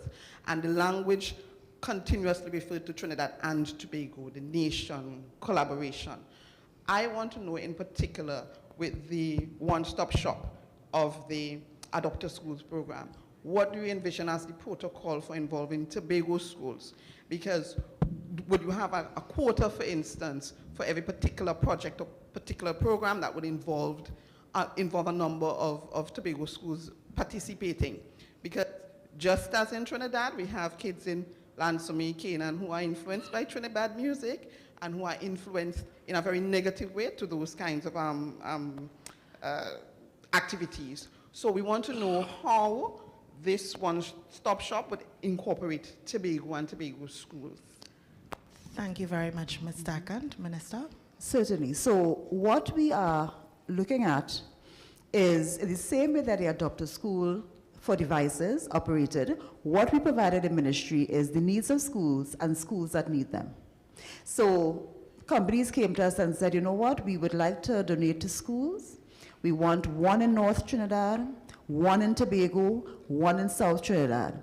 And so we would provide the options and they would choose where they want to. So if there are businesses, for example, in Tobago, you would expect that they would want to donate to the Tobago schools. That's not an issue. So for us, it's not so much about ensuring that this one get, and we are not managing that necessarily, but we are providing the options so that the companies can make their decisions about where they want to contribute and what they want to contribute. Thank you very much for that question, Minister. We do have room for one more question, and again, we emphasize that we are seeking to hear from our corporate partners. They don't always have the opportunity to engage with us, so certainly I see a representative all the way down there. If you can just make your way, excellent. So please share your name with us, the organization that you represent, and to whom you would like your question to be directed. Good morning, Good morning all. Letitia Telesford, President of the Central Finance Facility Cooperative Society of Trinidad and Tobago Limited. So representing the cooperative and the credit union sector. So Minister, I was glad to hear you mention about the, having the credit union support. And I'm here to say that yes, you do have the support from that sector. What would be interesting would be the formation of junior cooperatives once again within our schools, partnering as well with the agriculture projects, as well as small manufacturing projects within the school environment, and using the cooperative model to involve the children from that level in a culture of saving, thrift, and a democratic process, so that they understand from that age what it takes to run their little lives, and as such, our society and our Trinidad and Tobago. Because we're a twin island state and we are still one. So therefore, the expertise then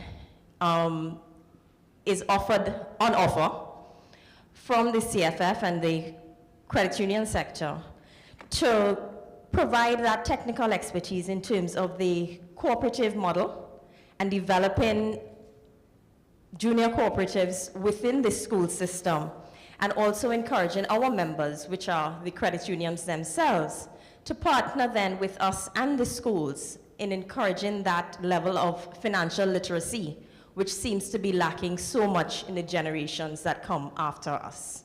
So, thank you. Thank you so much. And you would have heard the Minister of Finance announce the funding for the junior cooperatives. So we have been working with the Ministry of Youth Development to provide the information so that we can get that initiative started once again, because you're very correct. Those things are extremely important. A lot of things we've had along the way that would have fallen off. So we have to be intentional about bringing them back, because the value that they provided, now that they are gone, we realize how valuable they were. So that's a part of that whole cultural transformation. Some of those things are not new, but we just have to be intentional about ensuring that they operate in our schools. Indeed, and I'm very encouraged by the dialogue that we have had thus far, not only here at the level of the panel, but certainly some of the ideas that have been coming forward from the members of our corporate society.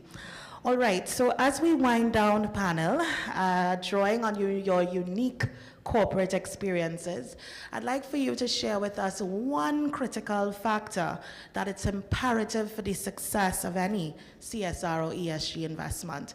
And I'd start with Mr. Tiwari.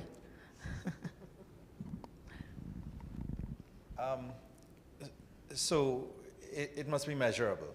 Let me just leave it there. Excellent. Mr. Roach? I want to answer the question about AI, and it might tie into your question, right?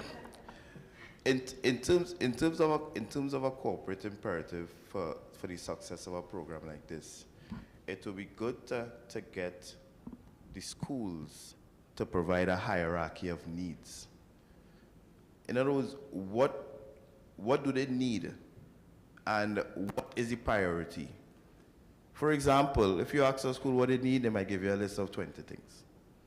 But if you can get a hierarchy of needs that says, this is what I want, you know, this is what we need first because this has the most impact, this is what we need second because, you know, this, and you go down the hierarchy, you will find that what is needed first gets funded first. And what has the greatest impact or outcome gets funded first. And then, once we collate that data, which can be done by a simulated survey in a technologically advanced way, we can then use AI to analyze the information so that you may find that there are commonalities among schools in different districts. You might find that different categories of schools have certain commonalities. And you may find that if in those hierarchy of needs, it fits well within the corporate social responsibility or the ESG principles of a certain corporate entity, you may find that apart from adopting a school, you might find a corporate entity adopting a program so that that sponsorship could benefit multiple schools at the same time. So we could interact the needs, utilize the technology to analyze it so that we can get a wider impact in this whole Adopt a School program. That's the comment I would like to make. Thank you very much, Mr. Roach, and I see that you're getting a little round of applause at the corner here. So certainly what you've positioned has been well received. And finally, Ms. Munil Al-Kasoon. So I think Nora took my response by saying it really needs to be measured, right? Measuring the success, but measuring as the outcomes, and as well making sure that you close the project timely. You know, you don't want something running for years as well, right? Depending on what you're doing, because you want to be able to show success, yes, right?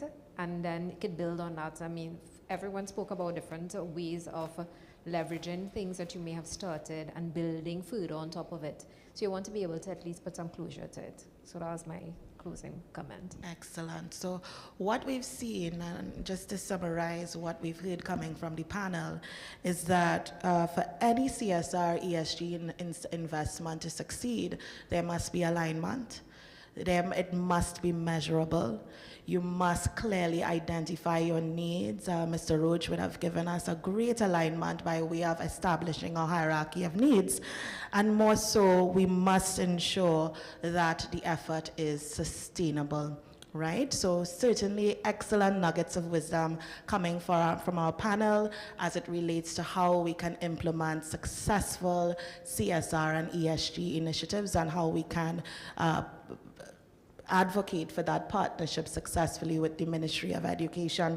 So, Honorable Minister, you've heard from our corporate partners, you have an appreciation for the critical success factors, you understand what is the importance of aligning our CSR and ESG initiatives to our corporate objectives. Can you tell us what is the level of readiness of the Ministry of Education as it relates to this area in particular?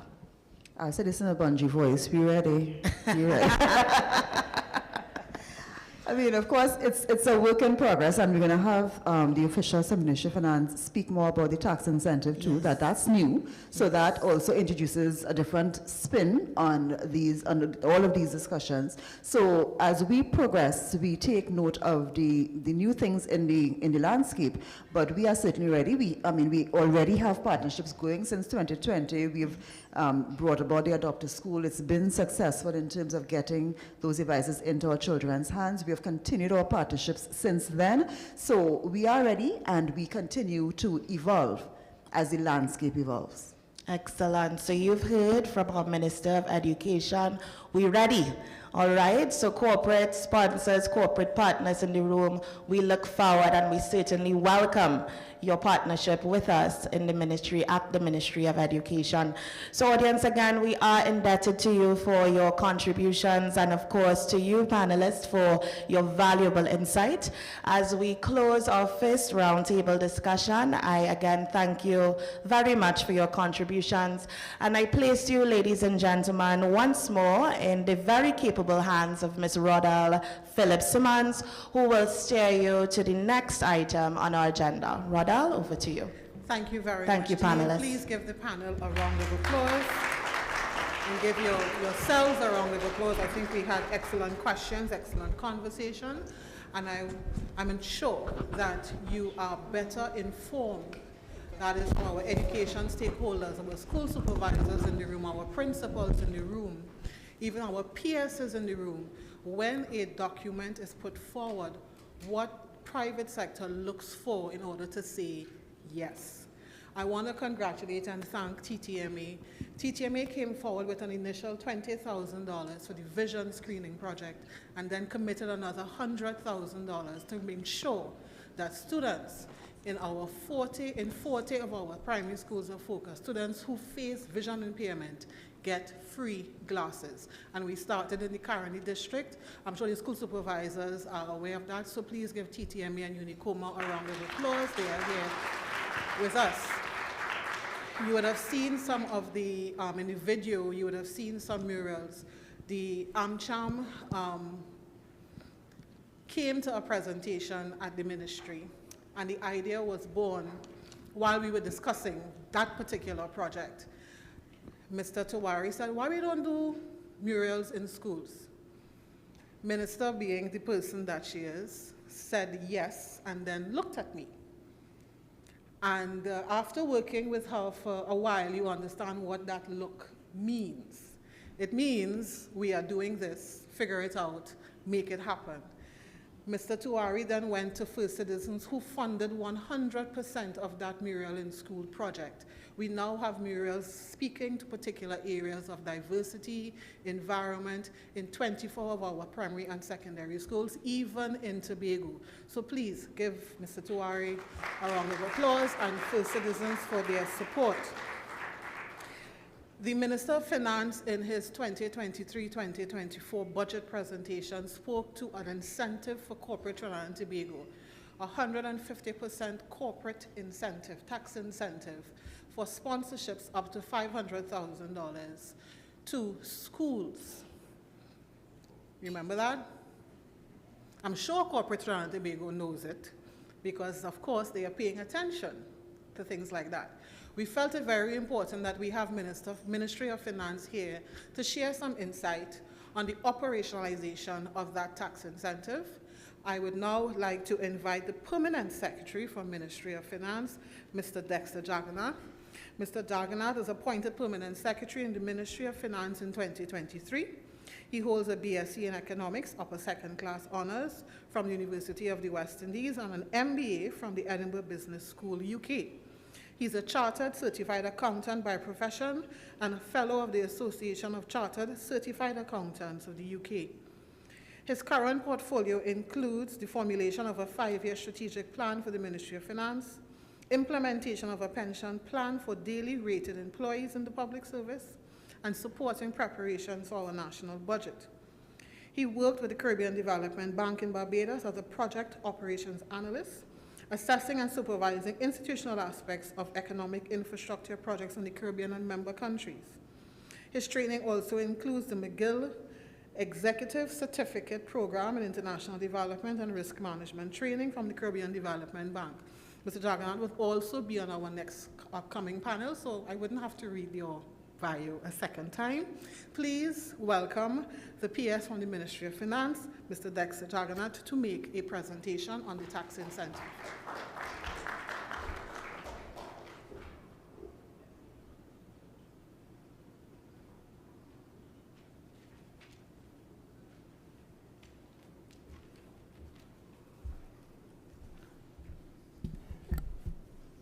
Good morning again, everyone. Ladies and gentlemen, this morning at the Honorable Minister of Education, made reference to Dr. Eric Williams, how he positioned education to all of us. I myself would have gone to Montrose Vedic Primary School in 1970, Shigona's government, and then thereafter to QRC. Those days, those are the days before Wi-Fi, before internet, and I think some of us around the room would have gone to school around that same period. That is important because the policy makers and decision makers are now here, and it's now our time to give back what the government at that time would have given us, a return on their investment. At the Ministry of Finance, for every budget period, there's a stakeholder involvement where the Ministry of Finance, the Board of Inland Revenue, ministries of government, the corporation sector, all come together to create or propose measures for the upcoming fiscal year. It dovetails nicely with how a school would operate. You would have the parents, the teachers, the students, and what we've seen this morning, the corporation sector as well. So you now have the Ministry of Education paying attention to what the corporations are asking for. So I am very pleased to be here today to discuss the 150% tax allowance, which is geared at corporations to enhance investment in education expenditure that became effective January 1st, 2024, and for the 2024 tax year.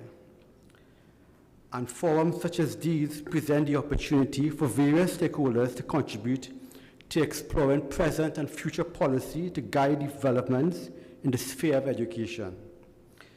It would be remiss of me, however, not to outline that in addition to the wide cross-section of policies under the Ministry of Finance, that the 2024 budget statement presented additional measures for interventions in education. One, the reintroduction of the Junior Achievement Program in primary and secondary schools. And in the past, Junior Achievement had helped our youth develop the employment and entrepreneurial skills they needed to find meaningful work and start companies. Following that model, government plans to reintroduce Junior Achievement to equip students with practical skills and a mindset to build thriving communities. The program will be implemented in 40 primary and 40 secondary schools throughout the country. Secondly, over the last 2 years, the Adult Literacy Tutors Association, otherwise known as ALTA, has partnered with the Ministry of Digital Transformation to provide an online version of literacy programs.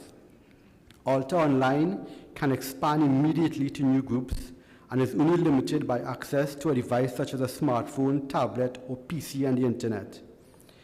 Community centers and knowledge libraries are prospective venues to access ALTA Online, and we are now partnering with ALTA to widen the reach of adult literacy to include CPEP and URP workers, among others. This would add to the fleet of ALTA's impact 4,000 persons per annum and will be voluntary. In addition, ladies and gentlemen, since 2007, the central bank has led a rollout of financial literacy interventions nationwide, educating the public on financial concepts. The central bank has been delivering these programs by hosting free public education sessions, expositions and fairs, social media platforms, and other events. Engaging the central bank to forge a deeper national financial literacy strategy as a collaborative initiative among the central bank and other financial institutions such as the Unit Trust and a credit union league. The program will promote the trust of the central bank to produce better informed, educated, and more financially literate citizens with the skills and knowledge to make sensible decisions about their money. And you may recall there was some point in discussions today where we would have talked about building an awareness in a child from early, so the ideas of budgeting and saving becomes so much more important. I remember in my time, this was the 1970s, so don't laugh too much. my mother would have given my brother $1 in those days to spend to my brother. So he would come at recess to give me 50 cents. This was around 1978 or so, where 50 cents went a very long way. So I would now come and have an idea of how much that 50 cents is going to be, a penny cool. I know, probably wasted on something else that a child would want, but it's important because those things inculcate in your mind the idea of measuring and saving, things that are very, very important towards the development of a child's own aspects of training throughout his life. Ladies and gentlemen, the 2024 budget that was read in October 23, and which was subsequently passed in the Finance Act of 2023 in December, was amended. And if you allow me, I will read the legislation that where in the year of income commencing from the 1st of January 2024, a company incurs expenditure in the advancement and promotion of education through corporate sponsorship to public or private schools registered with the Ministry of Education, there shall be allowed as a deduction in ascertaining the chargeable profits of the company for that year of income, an allowance equal to 150% of the actual expenditure incurred, up to a maximum of $500,000. 2, the expenditure referred to above shall be certified by the principal or the most senior administrative officer of the public or private school, as the case may be. Ladies and gentlemen, in the circumstances, this simply means that the principal or the senior administrator will sign off on the actual expenditure as documentary evidence to give to the corporate taxpayer the means to access the 150% tax allowance by the Board of Inland Revenue in completing their 2024 tax return, which will be submitted in the year 2025. It is important to understand that the $500,000 allowance can be split in any way that the corporation desires. If a corporation desires to spend the entire $500,000, they can divvy up that $500,000 among different schools. The Minister of Education this morning would have paid tribute to vulnerable schools. So a corporation may look at the priorities of different vulnerable schools. I know in some respects, corporations may pay attention to schools in their geography, and they may choose to spend accordingly depending on the priority of that vulnerable school. Ladies and gentlemen, I thank you for the opportunity to speak on the measure and for my presence here today. Thank you very much.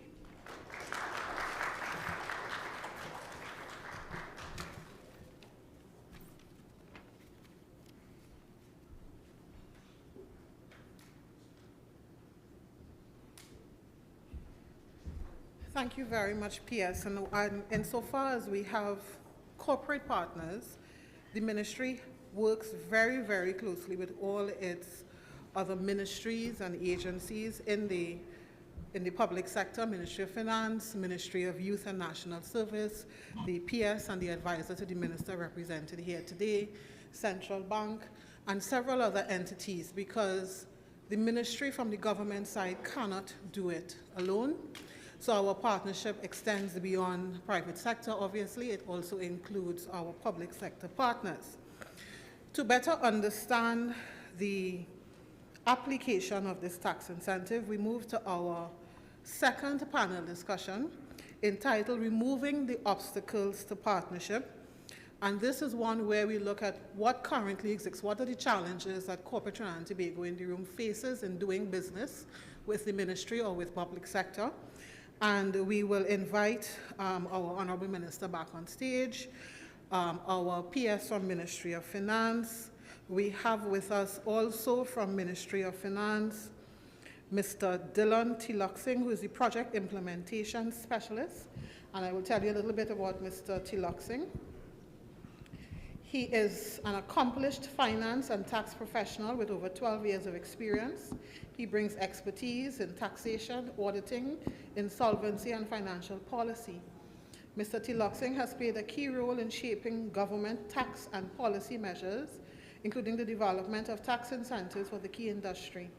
He heads the Tax Treaty Unit and has extensive experience in multinational tax issues and international compliance. He is a chartered accountant and holds a chartered manager's qualification awarded by the Chartered Management Institute and a master's in business administration from the Anglo-Ruskin University and a Bachelor of Science with specialization in accounting from the University of the West Indies. He holds certifications from the IMF, World Bank, and OECD, which underscores his commitment to professional development. Dedicated to continuous learning, Mr. Tiloxing is currently pursuing further education in internal auditing and a Bachelor of Laws at the University of London. So I invite Mr. Tiloxing to the panel. And rounding up the, well, not quite rounding up the panel, we have our Chief Education Officer. Most corporate Trinidad and Tobago would write to the Chief Education Officer as their point of reference for working in the schools, and that is Dr. Peter Smith, who has worked at several levels in the education system over 30 years.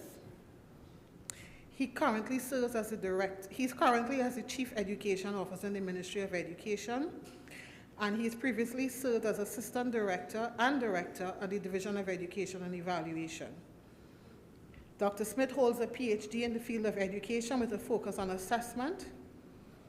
He has a Master's in Education and a Bachelor in Education from the University of the West Indies, and additionally, he holds a Junior Builders Diploma from John Donaldson Technical Institute and a Teacher's Diploma from Valsayn Teachers College. He has considerable practical knowledge in research methodologies. Rounding up the panel, we have Mrs. Rodell Phillips-Simmons, Communications Manager, Ministry of Education.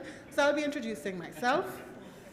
I have 25 plus years in the field of corporate communications and marketing communications, brand and reputation management across both the public and the private sector.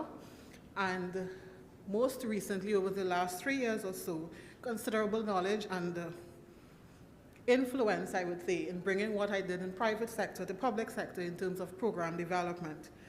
I hold a BSc in Government and Human Resource Management, a Master's in Marketing, and a Certificate in Digital Communication. Short and sweet. So I will now join the panel so that we can talk removing the obstacles. Thank you very much, Rodell, and it's a pleasure to have you join us on the panel this morning. Ladies and gentlemen, we are back for a second roundtable discussion.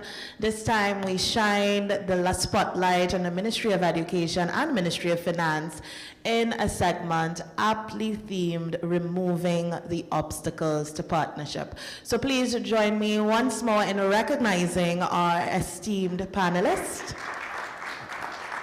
Panel, thank you very much for facilitating this critical and essential segment in today's discourse. So let's jump right into our discussion. Minister Dolly, I'll begin with you.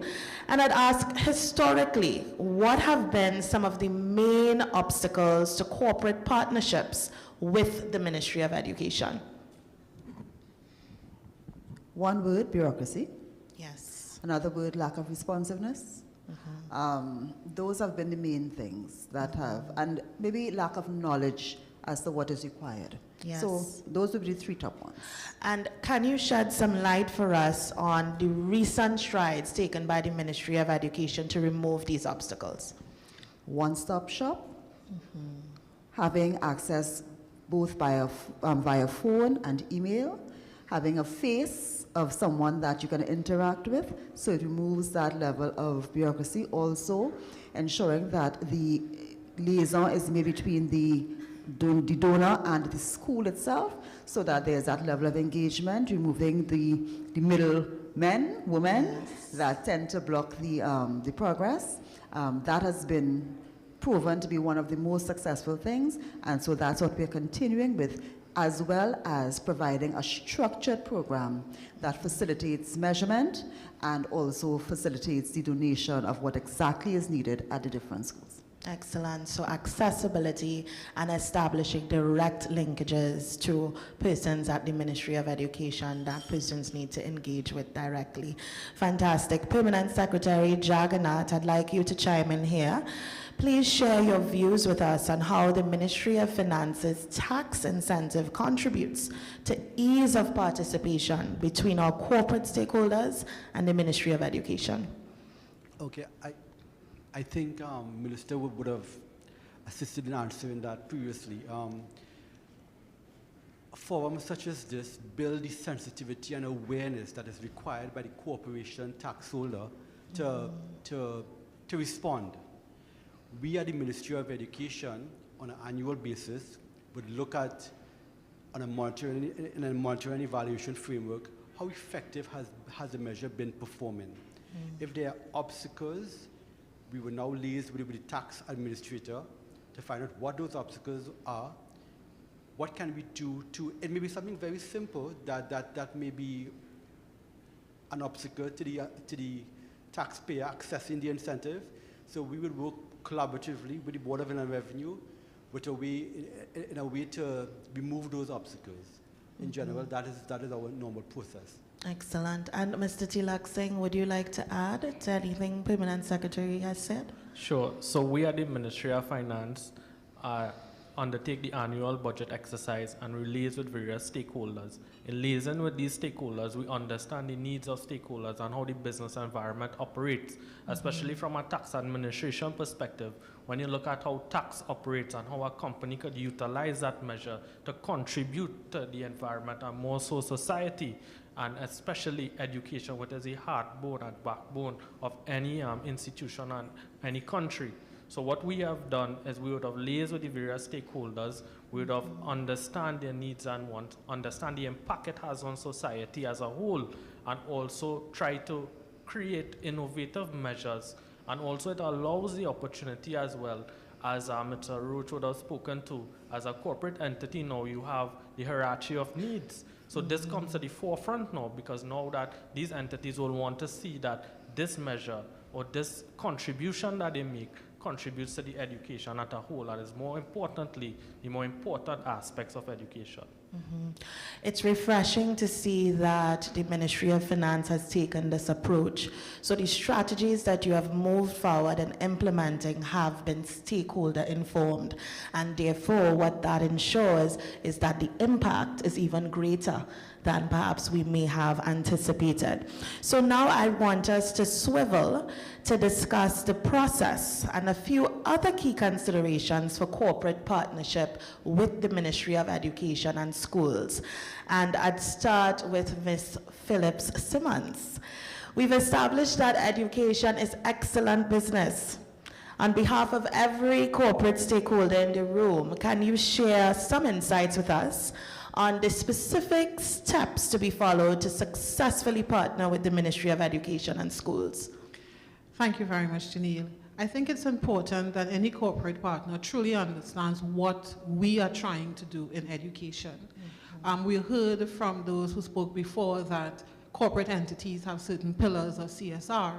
The ministry also has certain pillars. It has 8 strategic areas, a lot of projects that we have, and they are available on the ministry's website. So if you are not sure about what you can do in the schools, the Adopt a School page outlines the 8 pillars. It allows all the different activities in the schools and examples of what can be done. We are always open to new ideas as to new projects that they can come to with the school, but we give you a starting point so that it's an opportunity for you to go onto the website, see the list of projects, see the list of initiatives under the 8 pillars of the education policy, how it aligns to our developmental goals, and then work with us to build those programs out.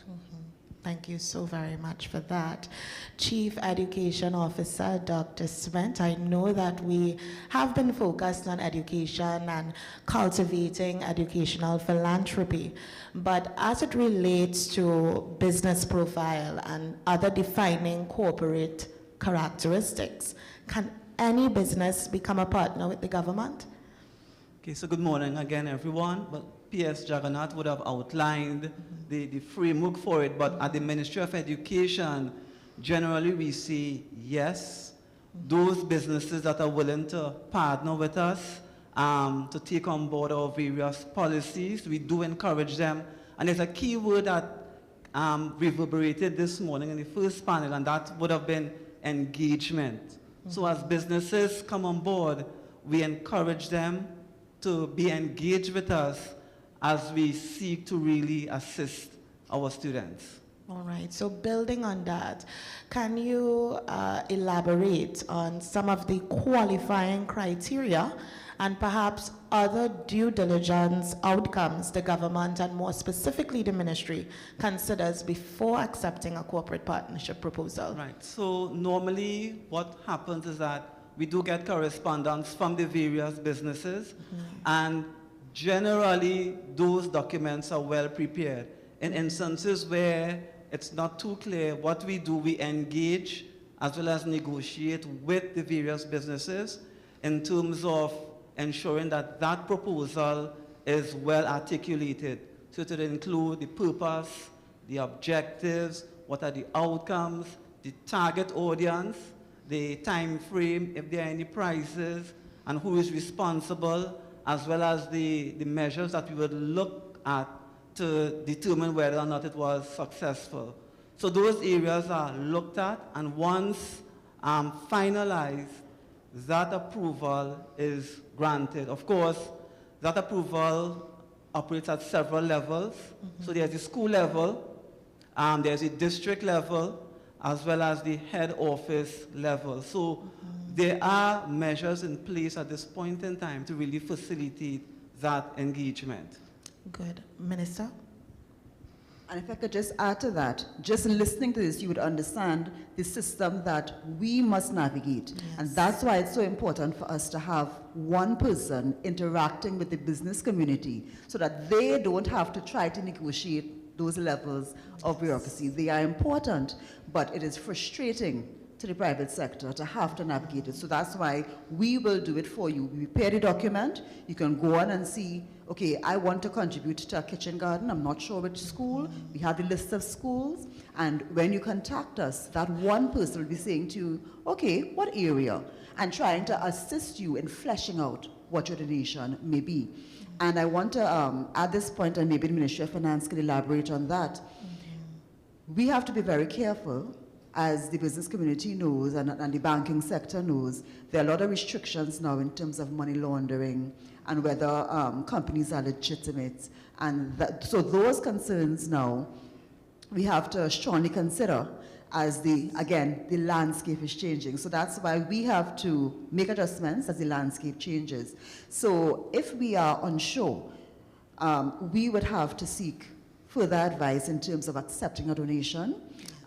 We have had generally established companies assisting schools, but where we have any gray areas, and this is something we have to advise our principals on, that they seek further advice before accepting a donation, and we would have to provide some information to them, which we will work with the Ministry of Finance to ensure that they understand what the liabilities may be and what the possibilities are in this present landscape.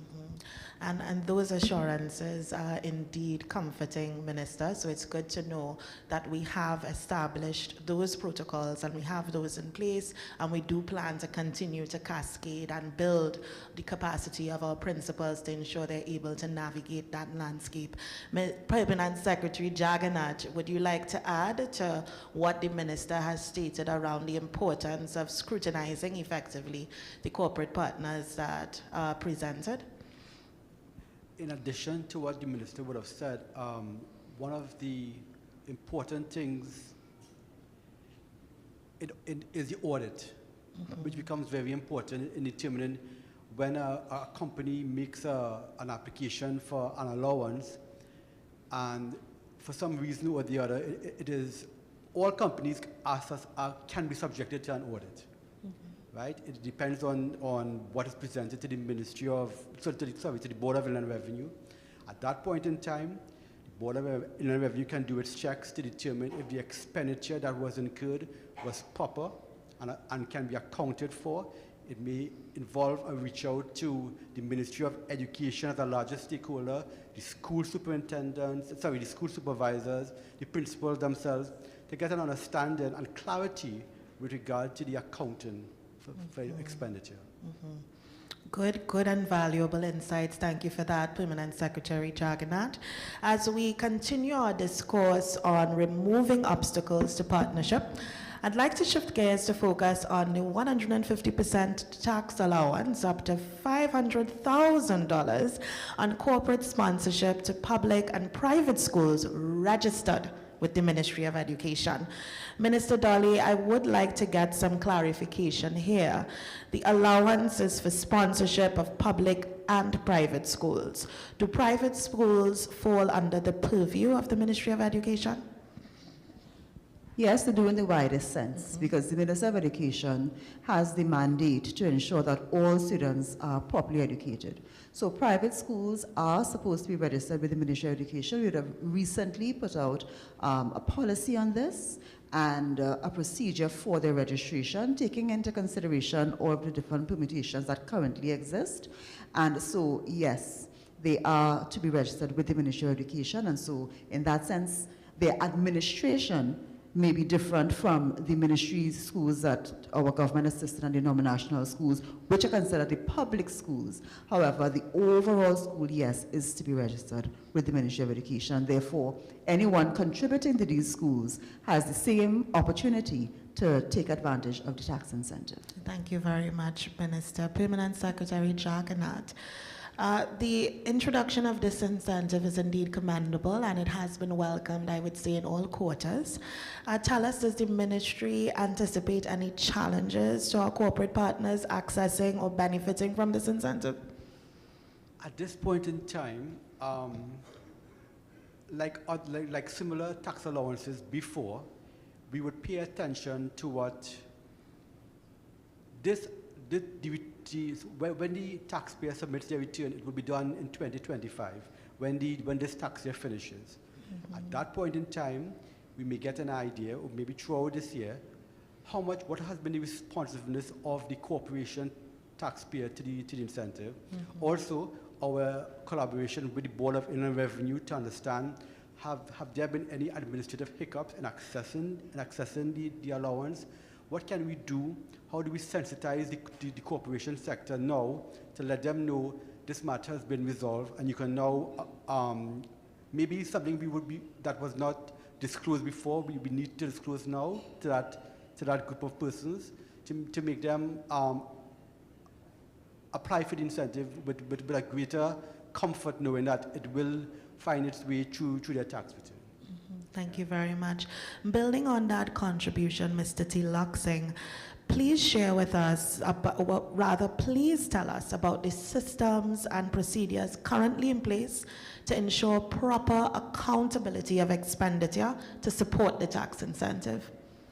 So we at the Ministry of Finance, first and foremost, any fiscal measures that is developed, we must ensure that it is very simple to implement, but also it must reach a wide cross-section of the population, right? Because you don't want to create a measure that is onerous on the taxpayer as well as the corporation as whole, and even the tax administration.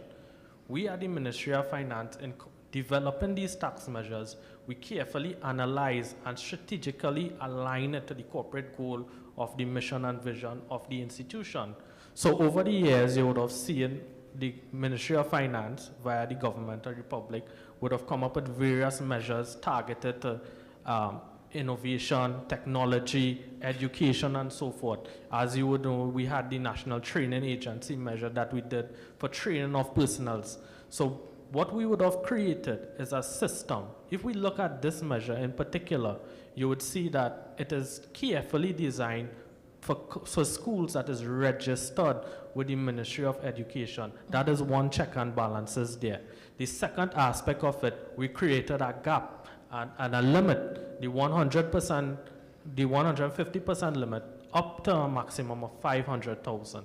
We created that to allow for not allowing for manipulation of the measure, Because over time, what you can see, as the Honorable Minister would have speak to, people finding innovative ways to utilize this measure. And just to speak to that point quickly, what we also want to say is that at the Ministry of Finance as well, the point that the Honorable Minister would have spoken to, anti-money laundering and so forth, we have a robust and agile approach, and that is why we are working diligently to address our exchange of information through the Global Forum Exchange of Transparency for Information. And also we are working robustly to come off the EU blacklisting as well. And I think, that is something that is important towards this measure as well. We also have the Financial Action Task Force that we have made great strides in. We have passed, significant legislation via the Ministry of Finance has been passed to allow for this. The 150% now, what I would like to say is that the accounting and procedure of it is very stringent from the administration side in terms of trying to find ways around it. Why is that? Not much people will understand that the 150%, let's use basic language, $100.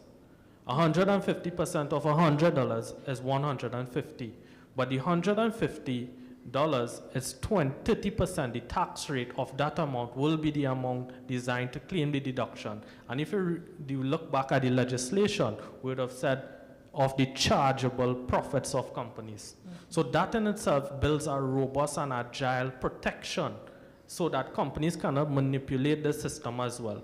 And also it is envisioned in the future through the Ministry of Finance to create some sort of policy and guidance document so that when companies and corporate societies claim these returns, they have a document, whether it is a receipt, a certificate of expenditure, whatever we may call it from a policy perspective, so that they can furnish to the tax administration. So this allows for proper checks and balances at that stage as well, because the tax administration objective, which is the border inland revenue, is the administration of taxes.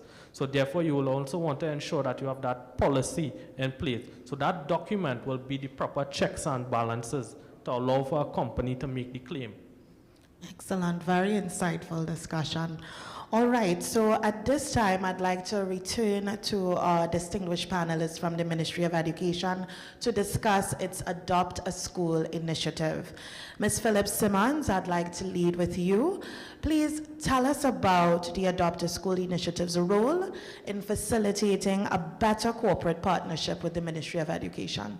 So, Tennille, at this point in time, corporate Trinidad and Tobago partners with the ministry either directly through the schools and their fence line communities or nationally based projects. They work through the NPTA, they can work through the 85 government secondary school boards, they can work through the NGOs and other organizations, Guides, Red Cross, as well as through the denominational boards and the alumni. Those are all existing avenues that corporate Trinidad and Tobago currently works with the Ministry of Education.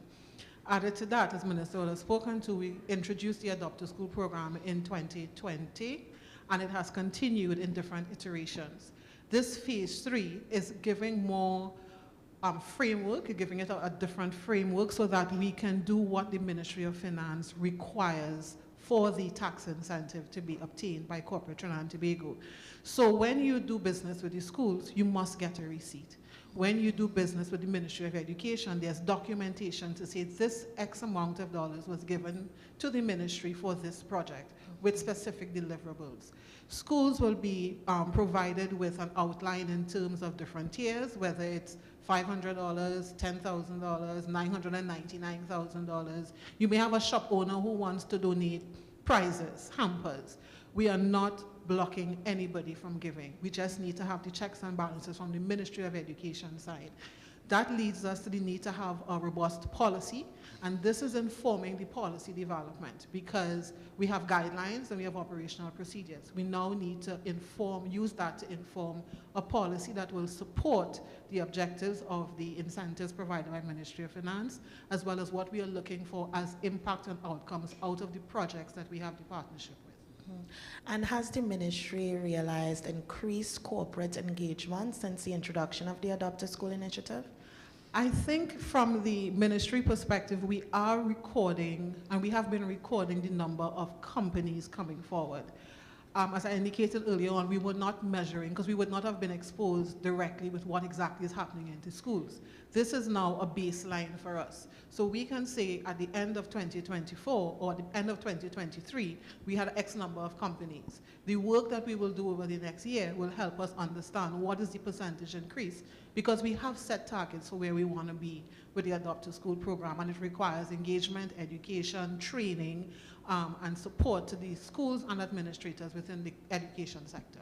Thank you very much for that, Rodel. Now, I do know that we are pressed for time, but it's important that we provide our corporate stakeholders with an opportunity.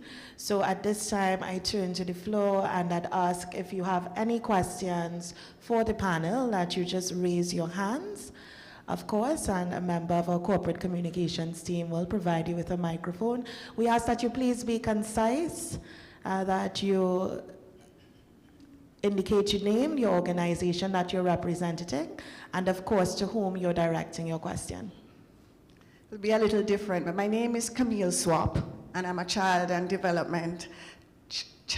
teen developmental expert in let me say this, the minister spoke about modern education and excellence in education.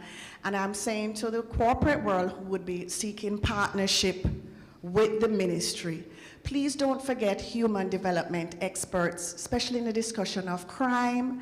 And internationally, they're looking at scholastic development. Everything with teaching and learning has been on one side, and human development experts, child psychologists, psychiatrists, people in the medical practitioners, and now a field called developmental psychology, which drills down into things like, is the child biologically ready, the boy, to do an exam at 10 or 11? Are you going to invest with your partnership in human development? I want to thank you very much for your contribution, but I do need your question.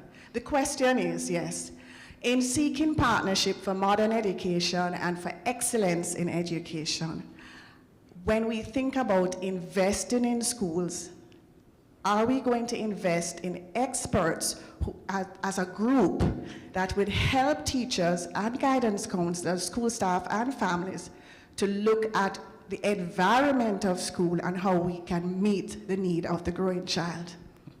Minister? And I just want the quick answer to that is certainly. If you look at our document that is currently on the website, you would see that as part of the things that we are seeking. You would have seen the ministry put out a call for volunteer mentors as well in our schools, because you recognize, especially as part of the post-COVID environment, how important the development, the mental health, and that is up. So that's a part of it. And certainly, as we said, the document that is on our website is a guide, it's not exhaustive. And therefore, if there are other contributors willing to do different things in a school that has the need, we are certainly open to that. So thank you for that. Thank you very much, Minister. And our last question from the floor. Okay, thank you again. So first, I would like to address the question from last about Tobago. So we're very happy to say that we would have secured sponsorship for 300 students in Tobago from NGC, National Gas Company of Trinidad and Tobago. So students in Tobago will now get to participate in the stock market game. So, yes. So my question is directed to Dr. Smith first. So Dr. Smith, lovely to meet you. Shariel Plowden from Wisdom CRM. And you mentioned, you outlined a framework in which corporate persons can use when reaching out to the ministry. But I would like to ask, is there a specific document that we could input that shows the measurements and the KPIs and the impact that we are having on schools? I also have another question for the Ministry of Finance, because our stock market game attracts a lot of the listed companies on the Trinidad and Tobago Stock Exchange as corporate partners and sponsors. So we just recently secured Answer McCall, who will be facilitating support and investment, Trinidad and Guyana. What is it? Did you mention a document that you all have? Where can we get access to this document that we can now share with our corporate partners who can benefit from this tax incentive? Thank you. Thank you very much. CEO? So if I may, the Ministry of Education is currently working on its stakeholder engagement policy, which will allow and facilitate those measures that you just described. Thank you very much, CEO. Mr. Tilaksing. So basically, the documentary we're referring to is the Finance Act of 2023 that will highlight the details and the particulars of the measure. Fantastic. And with that, ladies and gentlemen, we conclude our round table discussions. You have been a magnificent audience. Please give yourselves a lusty round of applause. To our esteemed panelists across both roundtable discussions, we salute you for a job well done, and you too are deserving of a resounding round of applause. And ladies and gentlemen, remember, education is not just good business, it is excellent business, and it is everyone's business. I am Tennille Regina Solomon, and it has been an absolute pleasure serving as your moderator this morning. I now invite you to turn your attention to the lectern, where Ms. Rodal Phillips-Simmons will take us through the rest of the morning's program. Rodal? Thank you very much, Tennille, and thank you for the participation of the audience. I know that we are tight for time, but I think the discussion has been very, very, very informative, and I thank you for staying here with us. At this point in time, I have the distinct pleasure of inviting the other Minister in the Ministry of Education, the Honorable Lisa Morris-Julian, Minister in the Ministry of Education, to give us closing remarks. Please welcome her to the lectern.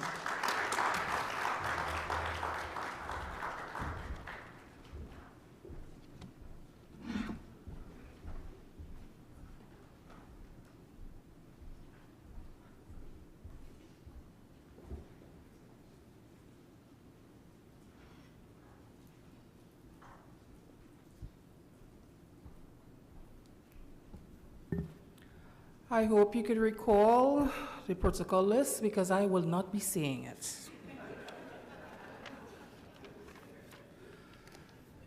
When Dr. Frederick spoke about the vanilla biscuit and milk, I don't remember. I'm far too young.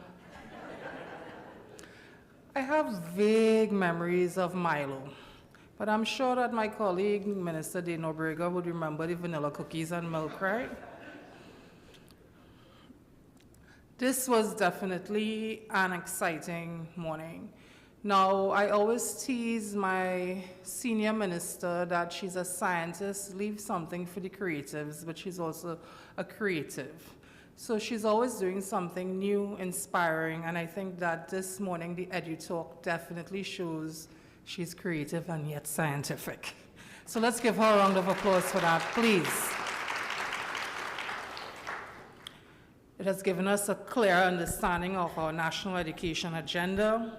We now know the strategies required to achieve the goal of a modern, relevant, equitable, and quality education for all, and the critical role that we must all play to ensure its success.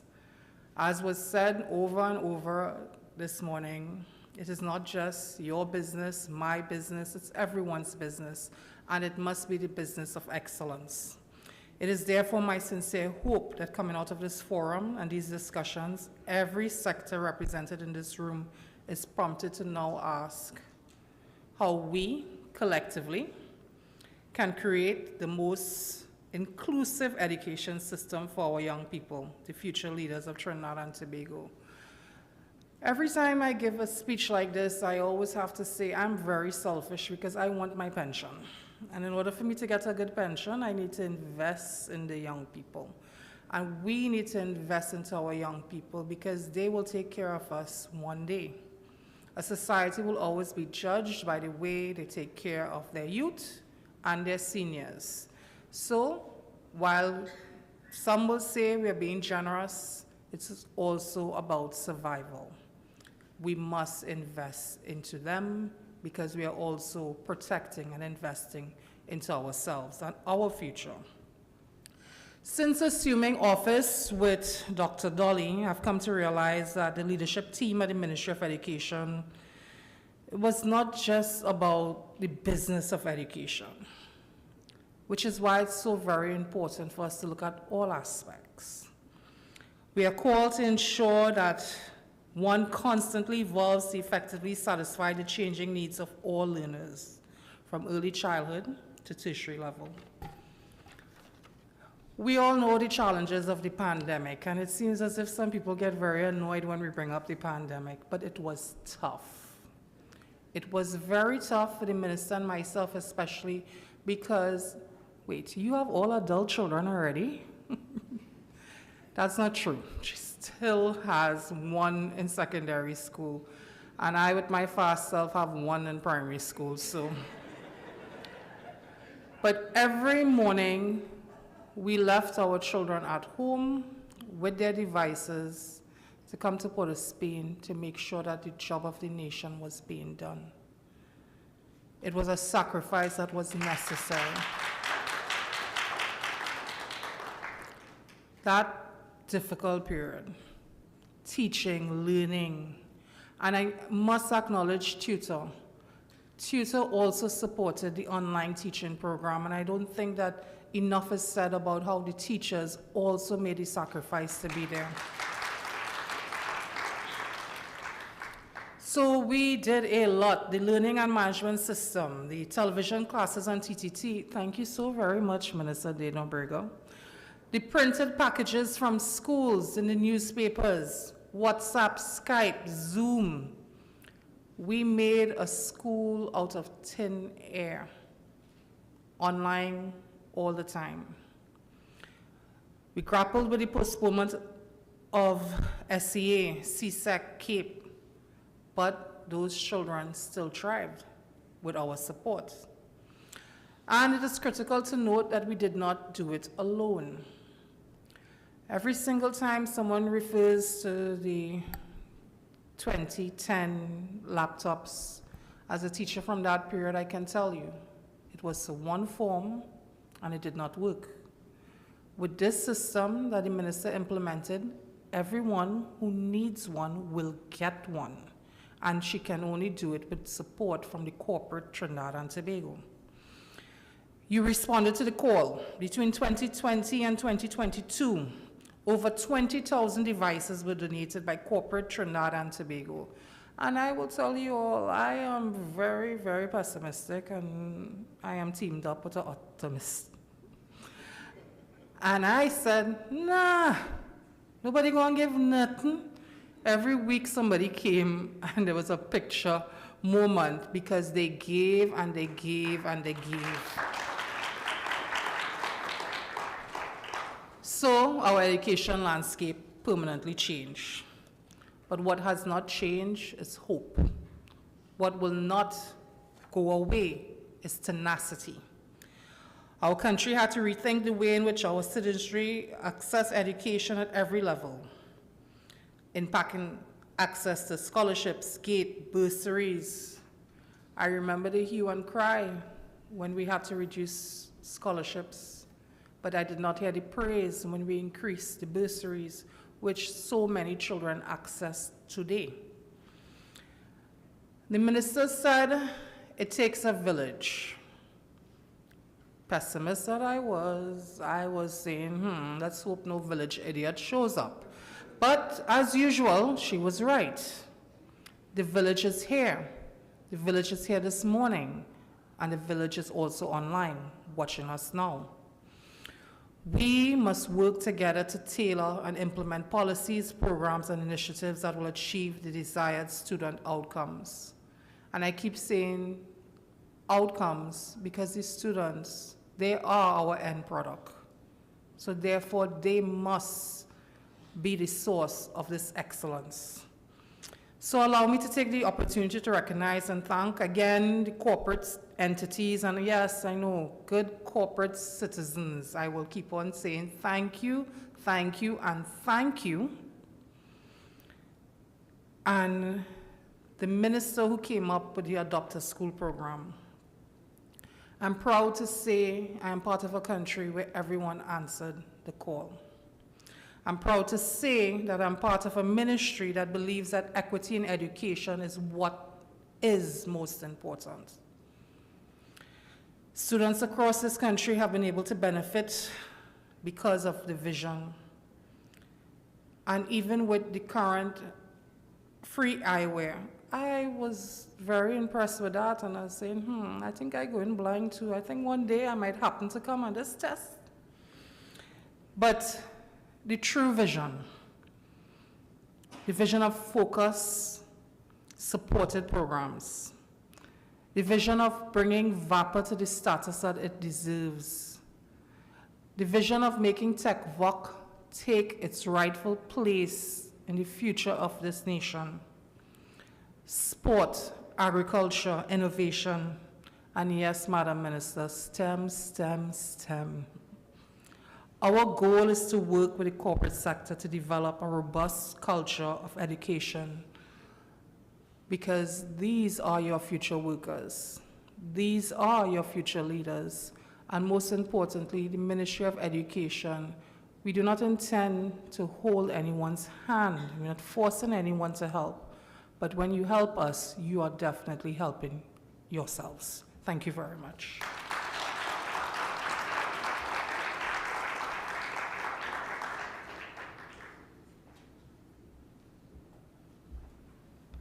Ladies and gentlemen, before I invite our PS Williams to move the vote of thanks, I have a little present for you. You see those plants on the table? PS ready to look. The Ministry of Education is practicing what it is preaching and what is happening in our schools. Every person here can, PS, wait till I finish. Every person here can leave with one of the plants on the table. It's either an agriculture or food crop or a decorative crop.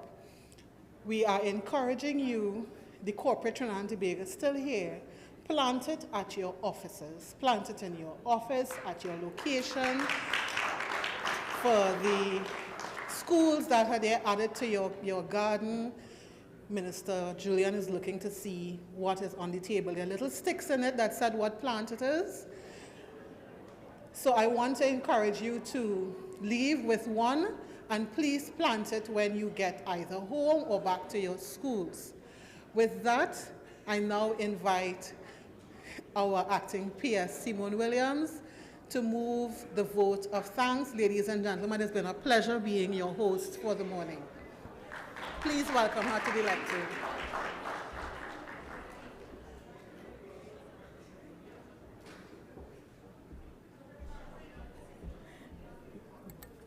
Good morning, everyone.